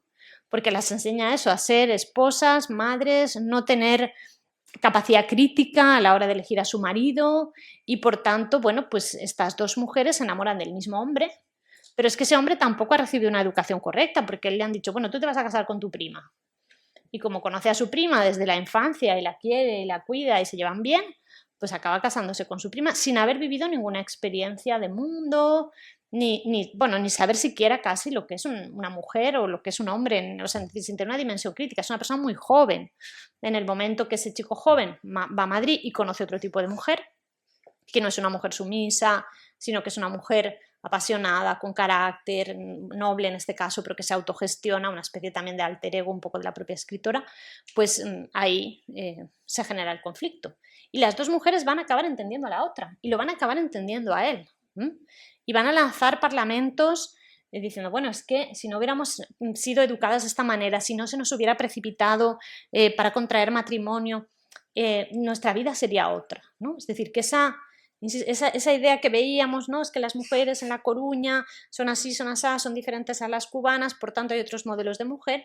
Ahora lo veremos también en una de sus novelas más tempranas, la segunda de sus novelas, que son Dos mujeres. Un texto que durante mucho tiempo tampoco fue leído y que apenas ha recibido en las aulas, yo creo, demasiada atención y que sin embargo describe la sociedad andaluza y la sociedad madrileña de los primeros años de Avellaneda de una forma muy crítica y la construcción cultural de la masculinidad también, obviamente, y de la feminidad de una forma muy crítica. Es decir, que hay, digamos, vida más allá de Saab, ¿no? Avellaneda también escribe, por ejemplo, Spatolino. Spatolino es una novela, iba a decir de Curro Jiménez, pero vosotros igual ya no sabéis ni quién es Curro Jiménez. Una novela de bandoleros, ¿no? Una novela de bandoleros. Spatolino es un bandolero. Y de nuevo también la mujer, digamos que habla, que se enamora de Spatolino y que rompe un poco los roles de su tiempo, porque Spatolino en el fondo es un revolucionario, o sea, es un bandolero, pero es un revolucionario, ¿no? También será una mujer que lanzará una serie de parlamentos finales muy, digamos, reivindicativos para su tiempo, ¿no? O Dolores, que es una novela ambientada en la Edad Media, pero donde también Dolores alza la voz para defender a las mujeres. Es decir, que la obra de Avellaneda es una obra novelística y narrativa muy amplia, con muchos matices, ambientada en muchas épocas, polifacética, tanto en el presente de la escritura en Dos mujeres como en el pasado de Spatolino o Dolores, y nosotros tendemos casi siempre a quedarnos con Saab, que a mí me encanta Saab y a mis alumnos les encanta Saab y espero que a vosotros también, pero o sea, para nada es un demérito ni mucho menos, ¿no? Yo la leo siempre cada año, la vuelvo a releer y nos lo pasamos, bueno, muy bien, no sé si muy bien, porque es una novela muy intensa y muy lacrimógena, pero lo disfrutamos, ¿no? Pero que existen esas otras partes. Y un texto, y ahora ya cierro con Saab, vuelvo y cierro con Saab para más o menos acabar a y media menos 20. Y un texto que tampoco casi nadie se preocupa de él, pero que es una teoría de la literatura, de cómo piensa Avellaneda en la literatura y de cómo piensa no solo la literatura, sino la pintura y las artes en su momento, y cómo piensa la cubanidad en su momento, porque es la última novela que ella escribe, y la escribe desde la isla de Cuba, cuando vuelve con su marido verdugo, que, bueno, muere también, o sea, quiero decir que tampoco se salva volviendo a Cuba, pero cuando ella vuelve a Cuba escribe ese poema La vuelta a la patria, es reconocida en las sociedades literarias cubanas, se la homenajea, se le dedican pues eso, todo tipo de actos, etc. Ella escribe ahí El artista barquero, que es la última de sus novelas, y que seguro que tampoco creo yo que hayáis oído hablar de ella, como no habéis oído hablar ni de Dos mujeres, ni de Dolores, o muy poquito. Sin embargo, esta novela es posiblemente, yo creo, el texto que al menos yo he encontrado menos bibliografía. Por ahí, si alguno quiere hacer un trabajo, pues... esta novela es una novela que está dedicado muy libremente a la vida de este señor. Este pintor es un pintor que se llama Aubert Robert y que era conocido como el pintor de las ruinas. Entonces es el personaje que además se relaciona ahí con la corte francesa de una manera muy libre. O sea, es una novela, digamos, histórica. Pero es una novela histórica que se llama El artista barquero porque es un pintor. Y donde Avellaneda explica qué significa, o sea, cuál es la función de la pintura y cuál es, por extenso, la función de las artes y de la literatura, que es reproducir el afecto, reproducir el alma, reproducir la pasión, muy en clave romántica, pero también muy en clave de la cubanidad de Avellaneda. Porque en la novela lo que encontramos es pues, un amor de estos prohibido, muy del gusto de la autora y de la época, entre una joven descendiente, madre cubana, padre francés, este pintor que es un chico muy humilde, que se enamora locamente de ella, pero el padre de ella, como ha hecho dinero, es lo que diríamos un indiano, para entendernos, ¿no? Como ha hecho dinero, ha vuelto a Francia y la quiere casar con alguien de la alta sociedad. Sin embargo, este chico, pues obviamente todavía no ha triunfado en la pintura y están los dos muy enamorados. Pero el padre tiene una obsesión, y ahí está la clave de la novela y la conexión con Cuba y la conexión con esa teoría de la pintura que la novela defiende, que es que un pintor sea capaz de reproducir un templete sobre una colina, o sea, un templete con columnas sobre una colina, donde él se encontraba con la que fue su esposa fallecida y donde vivió sus momentos, digamos, de amor, primero amor de pareja, ¿no? Primer encuentro con la persona amada. Y es un templete que está en Cuba, en una colina cubana. Paga millonadas a todos los pintores de la época y ninguno es capaz de reproducir ese templete. Necesito, decía, que el cielo, aquel aire de mi felicidad perdida, aquella colina, santuario de mis eternas memorias y donde aún hallaré por todas partes huellas y emanaciones de mi esposa. En la imposibilidad de recobrar tal cual lo necesito, el sitio consagrado por todas las alegrías de su vida, se ha apoderado de él atormentador afán de verlo reproducido por el arte. A poco de su vuelta a Francia, encargó la pintura exacta de aquel paisaje a cuantos artistas hay en La Habana, pero, aunque algunos de ellos habían visto el original muchas veces, ninguno alcanzó a imitarlo de un modo que dejara satisfechas las exigencias del viudo inconsolable. Hemos dicho que la crítica leía la poesía de Avellaneda como una permanente nostalgia del afecto, de la patria perdida, de la infancia, de la niñez, ¿no? Y de alguna manera lo que busca este señor es esos afectos perdidos, es esa nostalgia del amor, ¿no?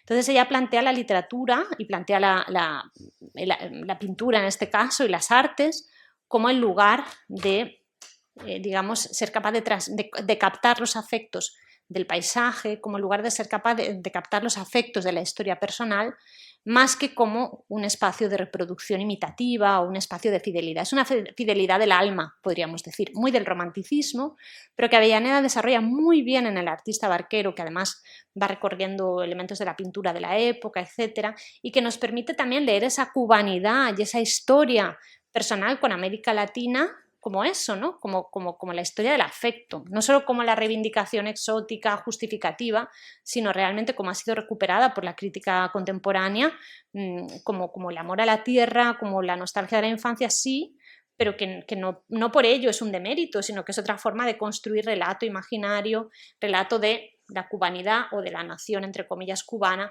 en la propia obra de Avellaneda. Y El artista barquero creo que justifica muy bien eso, y sin embargo es un texto relativamente poco trabajado. Es decir, y entro a hablar un poquito de Sade, sobre todo, que creo que es lo que más os puede interesar, y con esto en 20 minutitos así cierro, un cuarto de hora.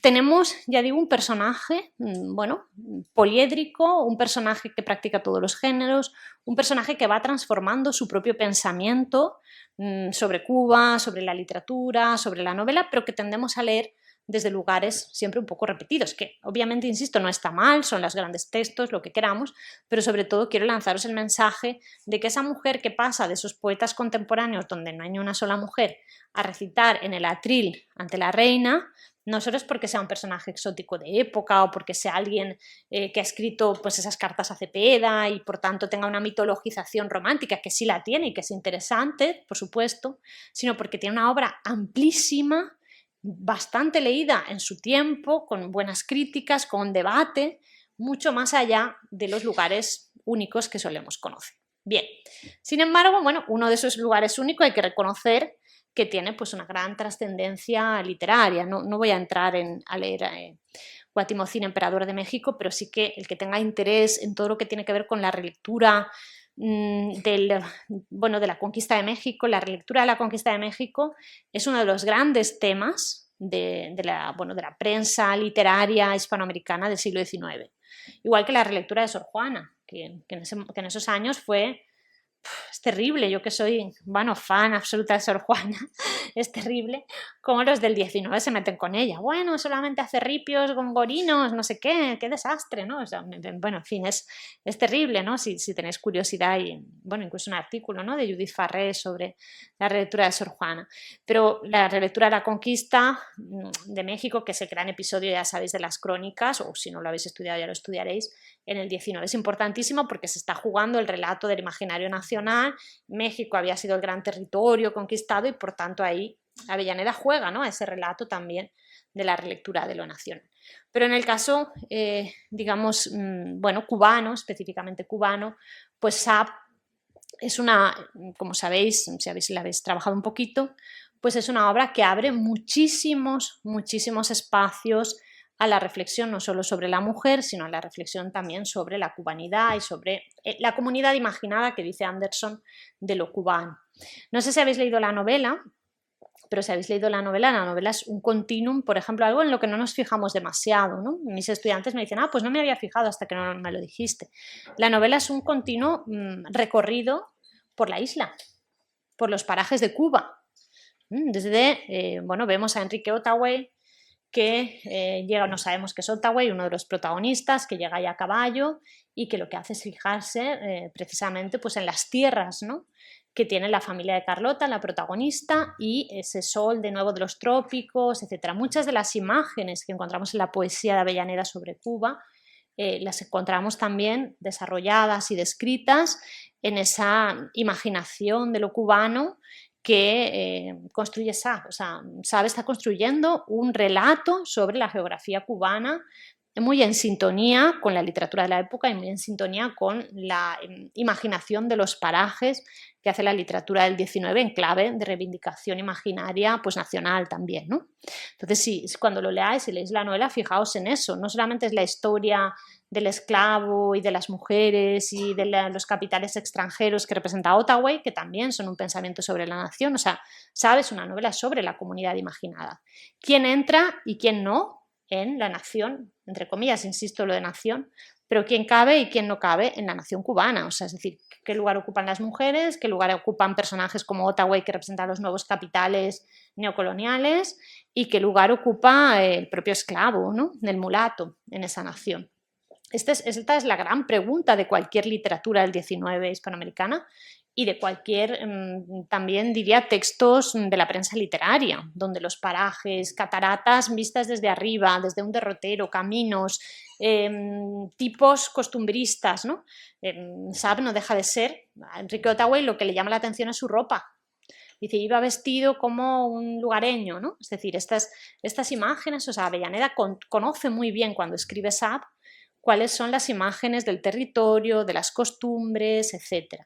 Nosotros nos solemos quedar más con la lectura de la trama amorosa, que parece situada en primer plano, pero no olvidemos que está incursionando de pleno en la geografía, el territorio, la explotación de ese territorio, porque los Ottaway lo que quieren es explotar el ingenio, quedarse el dinero, en fin, Un poco, este es también otro de los grandes debates del momento, ¿no? Los nuevos intereses neocoloniales, ¿no? Entonces, en ese sentido, Sab es un texto paradigmático, es decir, es una historia de amor. Es una historia de amor escrita por una joven cubana en un momento primero de su obra, y ella, ya digo, parece que renegó un poco de ello, pero es un texto que incide en una mirada geopolítica y de comunidad imaginada en su núcleo. Entonces no podemos, por eso decía, Avellaneda no es solo la gran escritora romántica que se nos ha vendido, que está muy bien, sino que Avellaneda es una lúcida intérprete de la política y la historia de su tiempo, no solo la española, con la cantidad de poemas que escribe históricos de su esfera literaria, de su comunidad literaria en esos años, sino también desde Sab, de las circunstancias en las que la isla va a construirse y va a imaginarse a lo largo de todo el XIX. Es decir, hay que sentar las bases de la cubanidad y la reflexión sobre la nación para que después esa nación pueda ser construida. Avellaneda ya no lo vería, obviamente, porque ya muere en el año 73, todavía quedaba mucho recorrido, pero sí que se permea de esos elementos, ¿no? Por eso no solamente, ya digo, el paisaje, sino quién entra, quién cabe en la nación cubana. ¿Cabe Sab?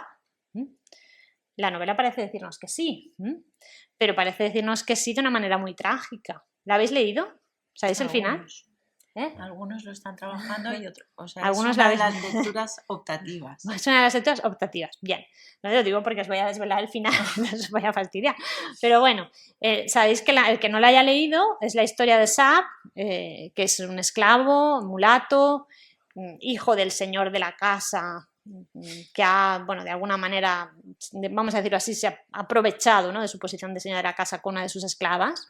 Por tanto, también la novela no insiste mucho en este punto, pero ya vemos a una Avellaneda que denuncia una situación de abuso sobre la mujer, de una manera aquí quizá mucho más tangencial que en La hija de las flores, pero presente, y de esa, bueno, unión, vamos a decir así, ilegítima, poniendo muchas comillas, o forzada, podríamos decir, pues ha nacido Sab. Sab, que ha sido criado en el secreto de sus orígenes, en igualdad de condiciones que la señora de la casa, que la hija son como dos hermanos, la hija del otro dueño del ingenio azucarero, que es el padre de Carlota, se han criado juntos. Y aquí aparece un tema del romanticismo clásico, o sea, los chicos, bueno, y no solo el romanticismo, están en el abencerraje, ¿no? O sea, los niños que criados juntos, casi como hermanos, pues acaban enamorándose en la vida adulta. Solamente que aquí Carlota no se entera mucho, porque como Carlota es el ángel del hogar, que habréis oído hablar de este concepto tan manido y tan cuestionable, pero para que nos entendamos es el ángel del hogar, pues ella ha sido criada como joven de la alta sociedad cubana que no tiene ni idea de lo que es el mundo. Vuelve a estar ahí la denuncia permanente y persistente que hace Avellaneda de este punto, que lo hace en su propia autobiografía. Porque cuando ella nos dice, no, es que a mí me habían dicho que me iba a casar con este chico de la alta sociedad cubana y yo como solo conocía las novelas románticas, pues ya me parecía bien, lo veía como un personaje del romanticismo, o sea, como un personaje de la novela del romanticismo, romántica, perdón, amorosa. Pero luego cuando lo conocí, pues me di cuenta que de eso nada, ¿no? Es decir, esa imaginación, esos relatos culturales que a las chicas jóvenes se les han instalado en su universo mental y que les impiden ser críticas con lo que es el matrimonio y con lo que es su destino, ¿no? Y Carlota es el estereotipo. Tenemos a Sab, que está enamorado de Carlota en secreto, pero no puede ambicionar a ella porque él es un mulato, es un esclavo. A Carlota, que como solamente le han hablado del Príncipe Azul, ya sabemos también toda la crítica que los estudios culturales han hecho al relato del Príncipe Azul. Avellaneda ya la está intuyendo, con esa agudeza que tiene crítica hacia la sociedad de las mujeres. Y luego tenemos a Teresa, que es la prima pobre, pero para mí es mi personaje favorito de la novela, porque es la mujer que ella lo que quisiera en el fondo es ser una empresaria. O sea, si Teresa llevara el ingenio azucarero, aquello hubiera triunfado seguro, pero como es la prima pobre, tiene que vivir de alguna manera de la caridad de la familia de Carlota, porque ella no tiene posibilidad como mujer de la alta sociedad, por pobre que sea, de sobrevivir. Esta es una denuncia también que hace muchas veces Avellaneda en su vida y en su obra, que las mujeres se puedan ganar la vida. ¿Qué es eso de que tú no te puedes ganar la vida porque seas de la alta sociedad? Porque te mueres de hambre. Entonces Teresa está en esa posición.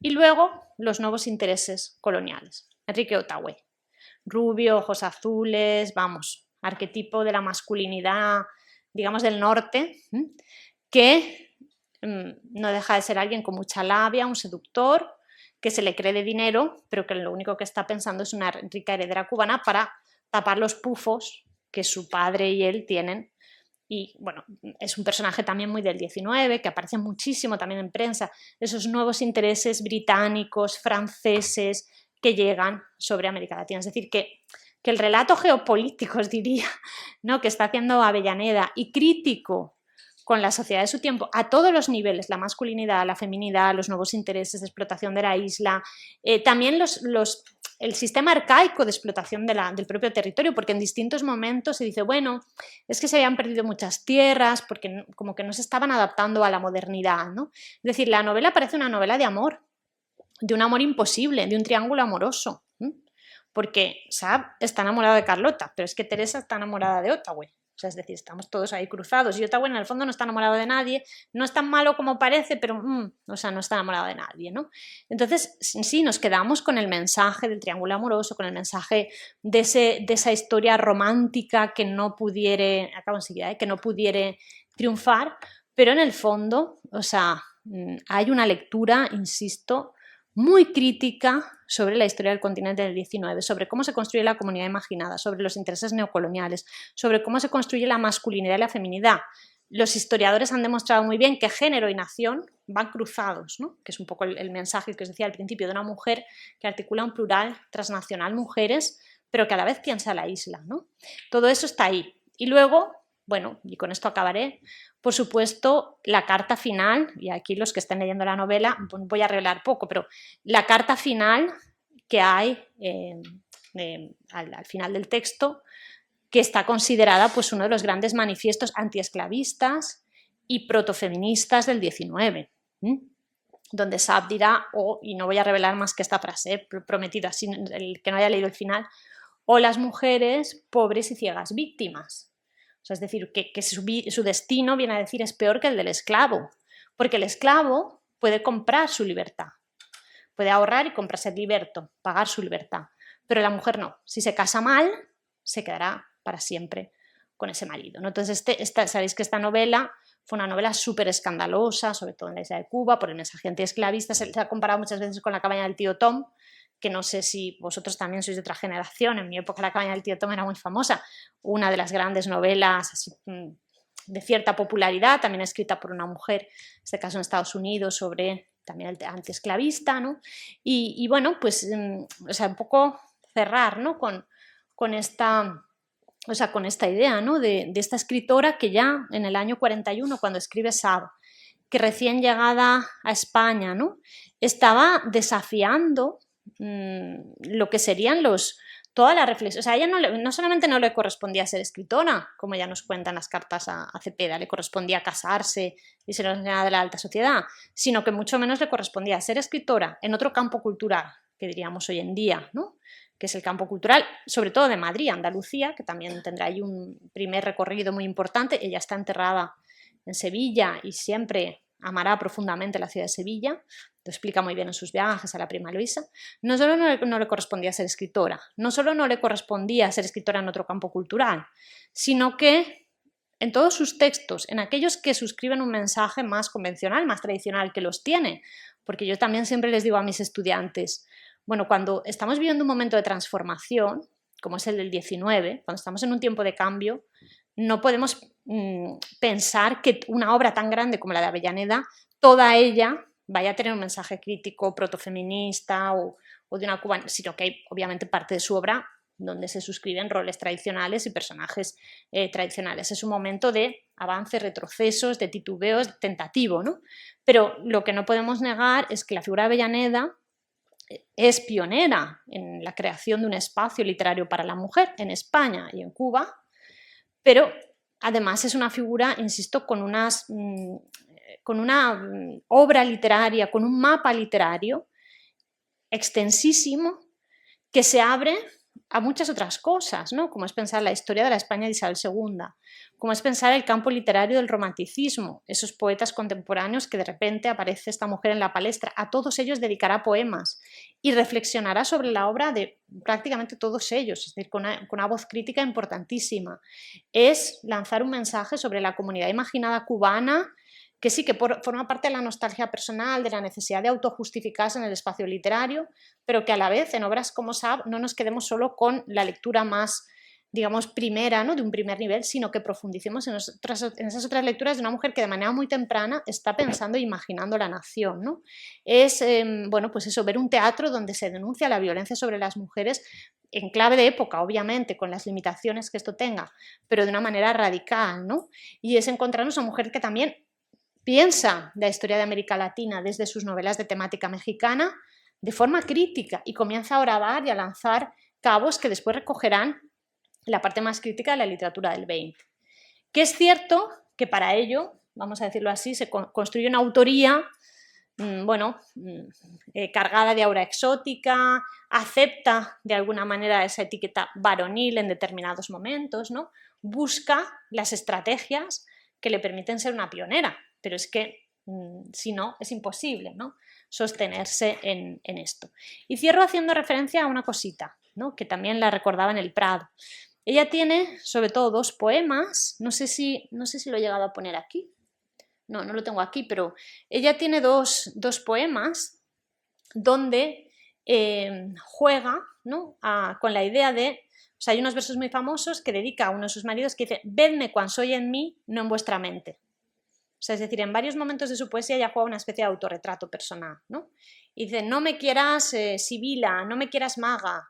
O sea, es decir, es muy consciente de que sobre su propio personaje hay también ya una construcción legendaria, aurática, de escritora, de mujer romántica, y tiene poemas que podéis buscarlos, donde ella jugará, uno se llama romance, los otros se llaman cuartetos, donde ella jugará a ese vedme cuando soy en mí, no en vuestra mente. Es decir, aquí hay una mujer, no hay una maga, no hay una sibila, no hay una sirena exótica cubana. Aquí hay una mujer, escritora, trabajadora, con sus luces, con sus sombras, ¿no? Y es muy bonito también ver esas pinceladas, ¿no? De autorretrato que ella lanzará en su poesía, en esa dimensión de cuidado, no os quedéis solo con mi relato legendario, que creo que casi es una consigna feminista, ¿no? Vedme cuando soy en mí, no en vuestra mente. Y con esto acabo. Gracias. Creo que hay tiempo,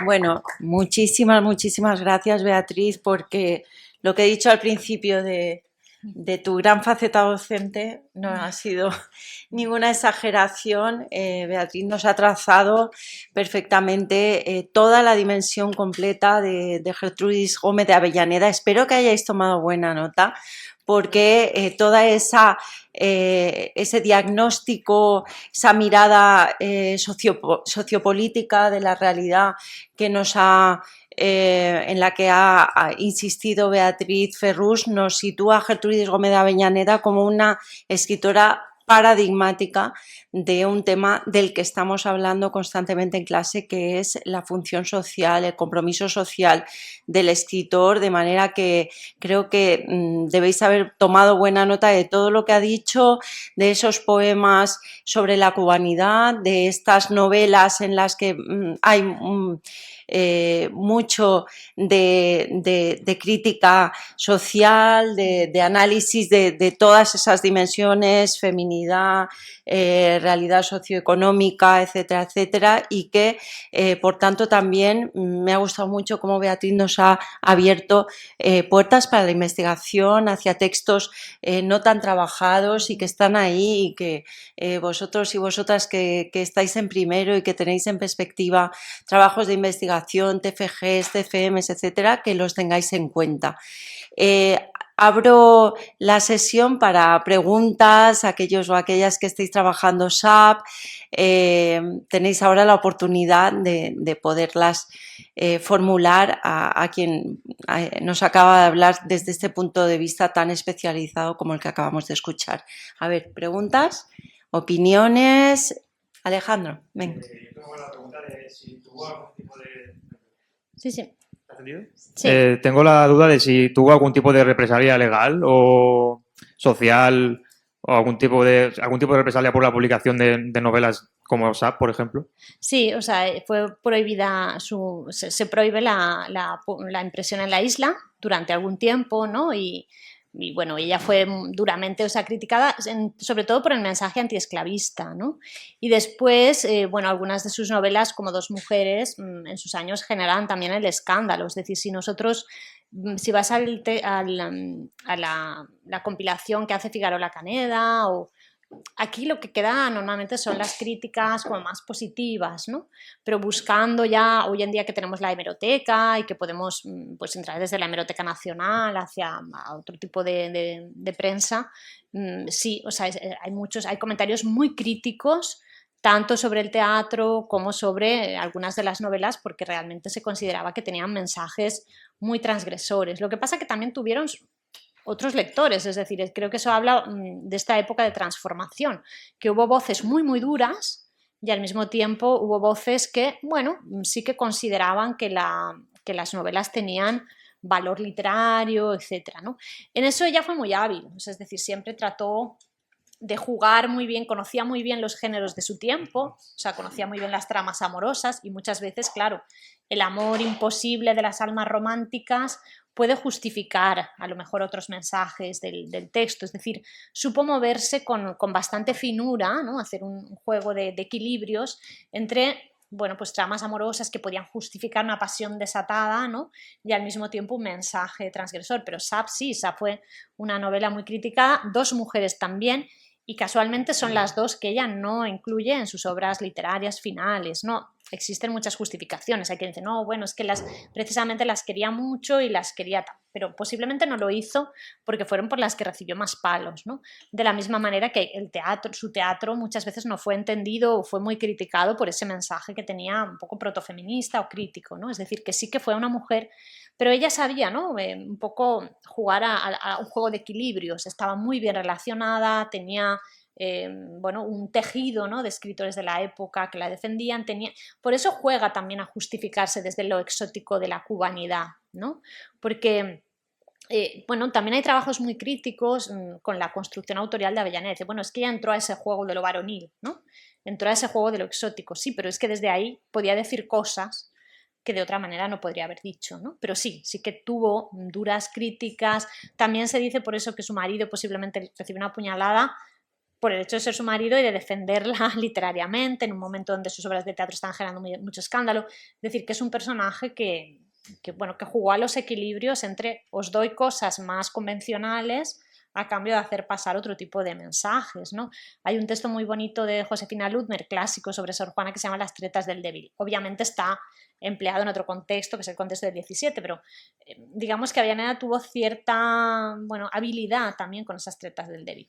Bueno, bajo una historia de amor apasionado, de las almas románticas y tal, voy a hacer pasar otro tipo de mensajes, ¿no? Pero sí, y es posible encontrar críticas de época muy duras con la figura de Gertrudis Gómez de Avellaneda, y Sab en la isla fue un escándalo. De hecho, ya tardó muchísimos años en volver a Cuba. La Cuba añorada, la Cuba que siempre reivindicaba, hasta que no es una autora ya absolutamente consagrada, ya es una figura de madurez para la época, ¿no? Pero de madurez no regresa a la isla, ¿no? Entonces, bueno, ahí hubo follón, sí, dicho así. ¿Más cosas? ¿Curiosidades? Alguna- Preguntad lo que queráis, si me lo sé. No, que yo sepa, no. Tiene un poema dedicado a su madre. Yo creo que no, o sea, creo que no, porque repasé, por lo menos en las obras literarias no, ahora no recuerdo si fuera de las obras literarias, pero creo que no. A su madre sí, y a la ausencia sí, a una madre, o sea, es decir, sí tiene poemas, uno a su propia madre y otro que se llama Una madre, donde se habla de la ausencia, ¿no? del hijo, eso sí, pero específicamente a su hija, que yo recuerde, creo que no, puede ser que me equivoque, ¿no? De todas maneras, el tema de la pérdida de los hijos, o sea, su hija muere con poquitos meses y, bueno, Pedro Sabates, el padre de la niña, que nace fuera del matrimonio, y no sé si solo sabéis, el padre jamás fue a verla, ¿no? Y la niña pues muere como muchos niños en la época por enfermedades siendo muy pequeños, ¿no? Pero el tema de la cuna vacía, vamos a decirlo así, es un tema clásico de las escritoras del 19, precisamente porque era una realidad social, ¿no? La pérdida de los hijos o durante el parto o a los pocos meses por enfermedades, como pasa en el caso de la hija de Avellaneda. Sí tiene poemas a la madre, digamos que ha perdido un hijo, pero no es que yo creo que específicamente a su hija no, pero igual, insisto, me he despistado en alguno, porque en las obras literarias es lo que he releído más recientemente que yo recuerde, no.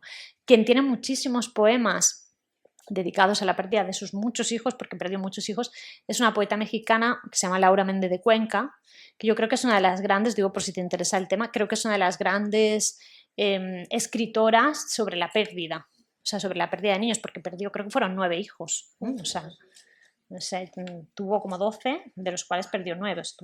Entonces Laura Méndez de Cuenca, si te es el tema, tiene poemas, bueno, realmente muy impactantes, casi toda su poesía está dedicada a esa temática. Y puede ser que Avellaneda también tenga alguno, pero bueno, no, insisto, eso sí, a una madre y a su propia madre, y a una madre como un tema en este sentido, sí que hay un poema en las obras literarias. Dime. Francisco. Vale, mi pregunta va más dedicada a la contraposición, por así decirlo, o a la Sí. puesta en paralelo, tanto de los poemas como de la patria y la vuelta a la patria. Sí. En cuanto a cuando Gertrudis marchó hacia España, Sí. ¿vale? Ya con la construcción del poema de la patria y de todo el Sí. cubanismo, Uh-huh. cuando volvió de nuevo, porque me ha parecido leer que eran 4 lustros lo que está en España, Mm. ¿cambió algo en ella?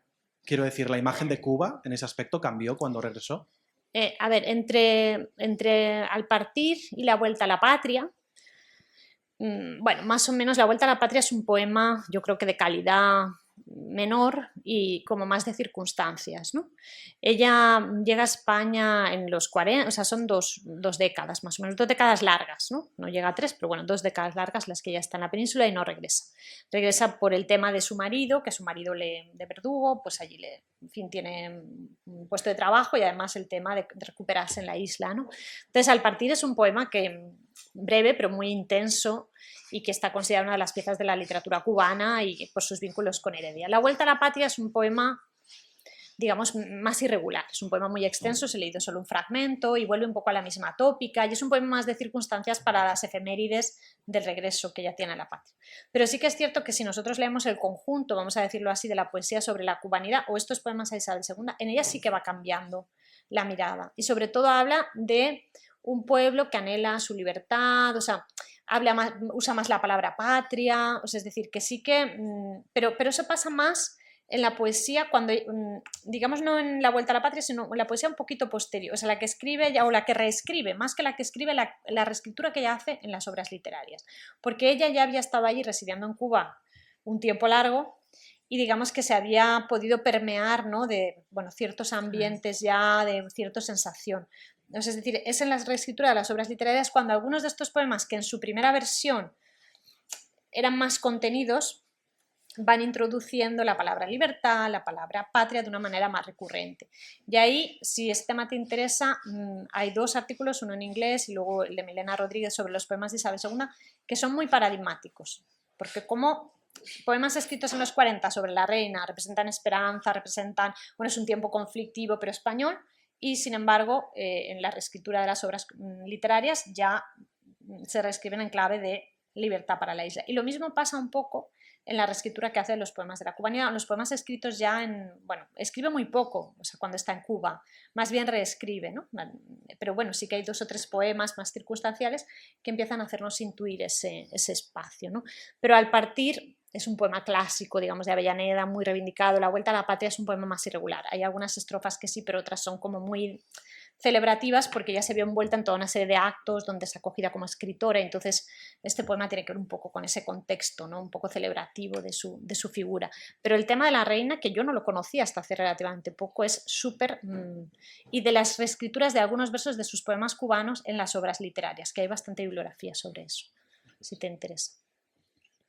Muy bien, ¿alguna cuestión más que queráis plantear? Aquí. Santiago. Buenas, Beatriz. Sí. A ver, a mí Sí. me da la impresión de pronto que Sí. cuando mencionas que a Gómez de Avellaneda hubo un recibimiento positivo cuando ella regresa a Cuba, Uh-huh.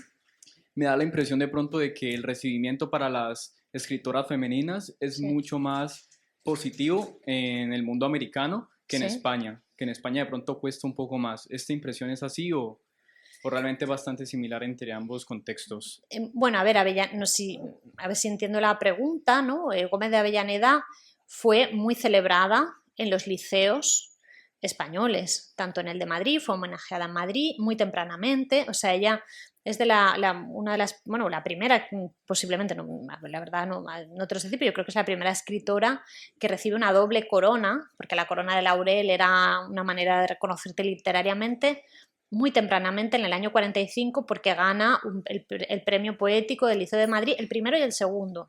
Curiosamente, el primero se lo dan al seudónimo masculino, al poema con seudónimo masculino, y el segundo se lo dan a ella. Bueno, no sé, las dos odas son muy parecidas, pero vale. Entonces la coronan doblemente de laurel. Sería homenajeada por muchos de los liceos, que eran las sociedades culturales de la época, por el de Valencia, por el de Sevilla. O sea, es decir, que sí que fue una figura reconocida en su tiempo en esta sociedad. Digamos que el problema lo tiene con la academia, con la Real Academia, porque la Real Academia no quiere que entre como mujer y es una fecha ya, bueno, el 53, o sea, es decir, bastante, donde ella ya era muy reconocida, ¿no? Pero los homenajes que recibe en Cuba, tanto en La Habana como en Matanzas, son muy semejantes, en los liceos son muy semejantes a los que recibirá en España 20 años antes. Es decir, que en ese sentido, bueno, no hay problema, ¿no? Yo cuando estudié el tema de los viajes y del reconocimiento de las escritoras en los distintos países, bueno, sí, o sea, hay un poco de todo, quiero decir, tanto de ida como de vuelta, ¿no? O sea, tanto hacia un lado como hacia otro. Depende un poco de las tradiciones culturales de cada uno de los países. Es decir, que en el caso de Avellaneda no hay tantas diferencias. De hecho, fue una figura muchísimo más reconocida en el campo madrileño que en el campo cubano, ¿no? Otra cosa es después como la historia de la literatura la haya recuperado, ¿no? Reescrito. Yo hubo una cierta resistencia a incorporar a Avellaneda como un personaje de la historia literaria cubana, pero a nivel socio-celebrativo de época no es tan diferente los homenajes que ya reciben los liceos españoles como los que reciben Cuba, y de hecho son 20 años antes, ¿no? Cuando es joven, cuando está en plenitud de su vida literaria, ¿no? En la península, etcétera. Es decir, que es bastante semejante. Tenéis los testimonios, si a alguien le interesa, de los poemas que se escriben cada una de las veces, porque que te coronaran como a Quintana, poema va, poema viene, quiero decir, está la coronación de Quintana y el álbum poético y tal, está todo hoy en día digital, tenéis esa suerte. Al Liceo de La Habana, la coronación de Avellaneda al Liceo de La Habana está, es decir, que podéis recuperar, ella tiene varios poemas a los socios del Liceo de Valencia, o sea, podéis recuperar todo ese tipo de poesía y ver un poco qué imágenes, ¿no? Tienen lugar en este tipo de actos literarios, pero fue semejante en un caso y en otro. Lo que pasa es que, claro, ella vuelve a Cuba, es una figura más de madurez, no recibes igual, ¿no? Alguien que forma parte de una tradición que está siendo de alguna manera repensada, pero fue celebrada en ambos lugares y también denostada en ambos lugares. Avellaneda muere relativamente sola, como una figura que ya se sentía que pertenecía a otra generación. Cuando ella fallece, las escritoras, pues eso, de la generación de Carolina Coronado, etcétera, ella ya la sentían como perteneciente a otra generación. Y el entierro de Avellaneda, que hay crónicas, fue de afluencia escasísima, ¿no? Pero eso tenía que ver más, yo creo, con una figura que había perdido trascendencia literaria social que con que su obra fuera criticada, ni mucho menos, ¿no? Sino que se sentía pues, que ya era algo del pasado, que ahora había otras tendencias, otros movimientos literarios en juego, ¿no? Bueno, por las horas que son, vamos a cerrar esta sesión dedicada a Gómez de Avellaneda, que creo que os ha llenado mucho todo el espacio de esta escritora que habíais visto en literatura española y que nos ha reaparecido en Hispanoamericana. Habéis visto ese ejemplo de transatlantismo y, por tanto, de una escritora que nos llega desde ambos lados del Atlántico y que bueno, nos ha dado una conferencia realmente magistral, Beatriz Ferrus. Así es que le estamos inmensamente agradecidos y agradecidas desde el Centro de Estudios Iberoamericanos Mario Benedetti, y os agradecemos también mucho vuestra atención. Hasta la próxima actividad, que va a ser para vosotros el 19 de mayo, y hablaremos de ella. Muchas gracias. Nada, vosotros.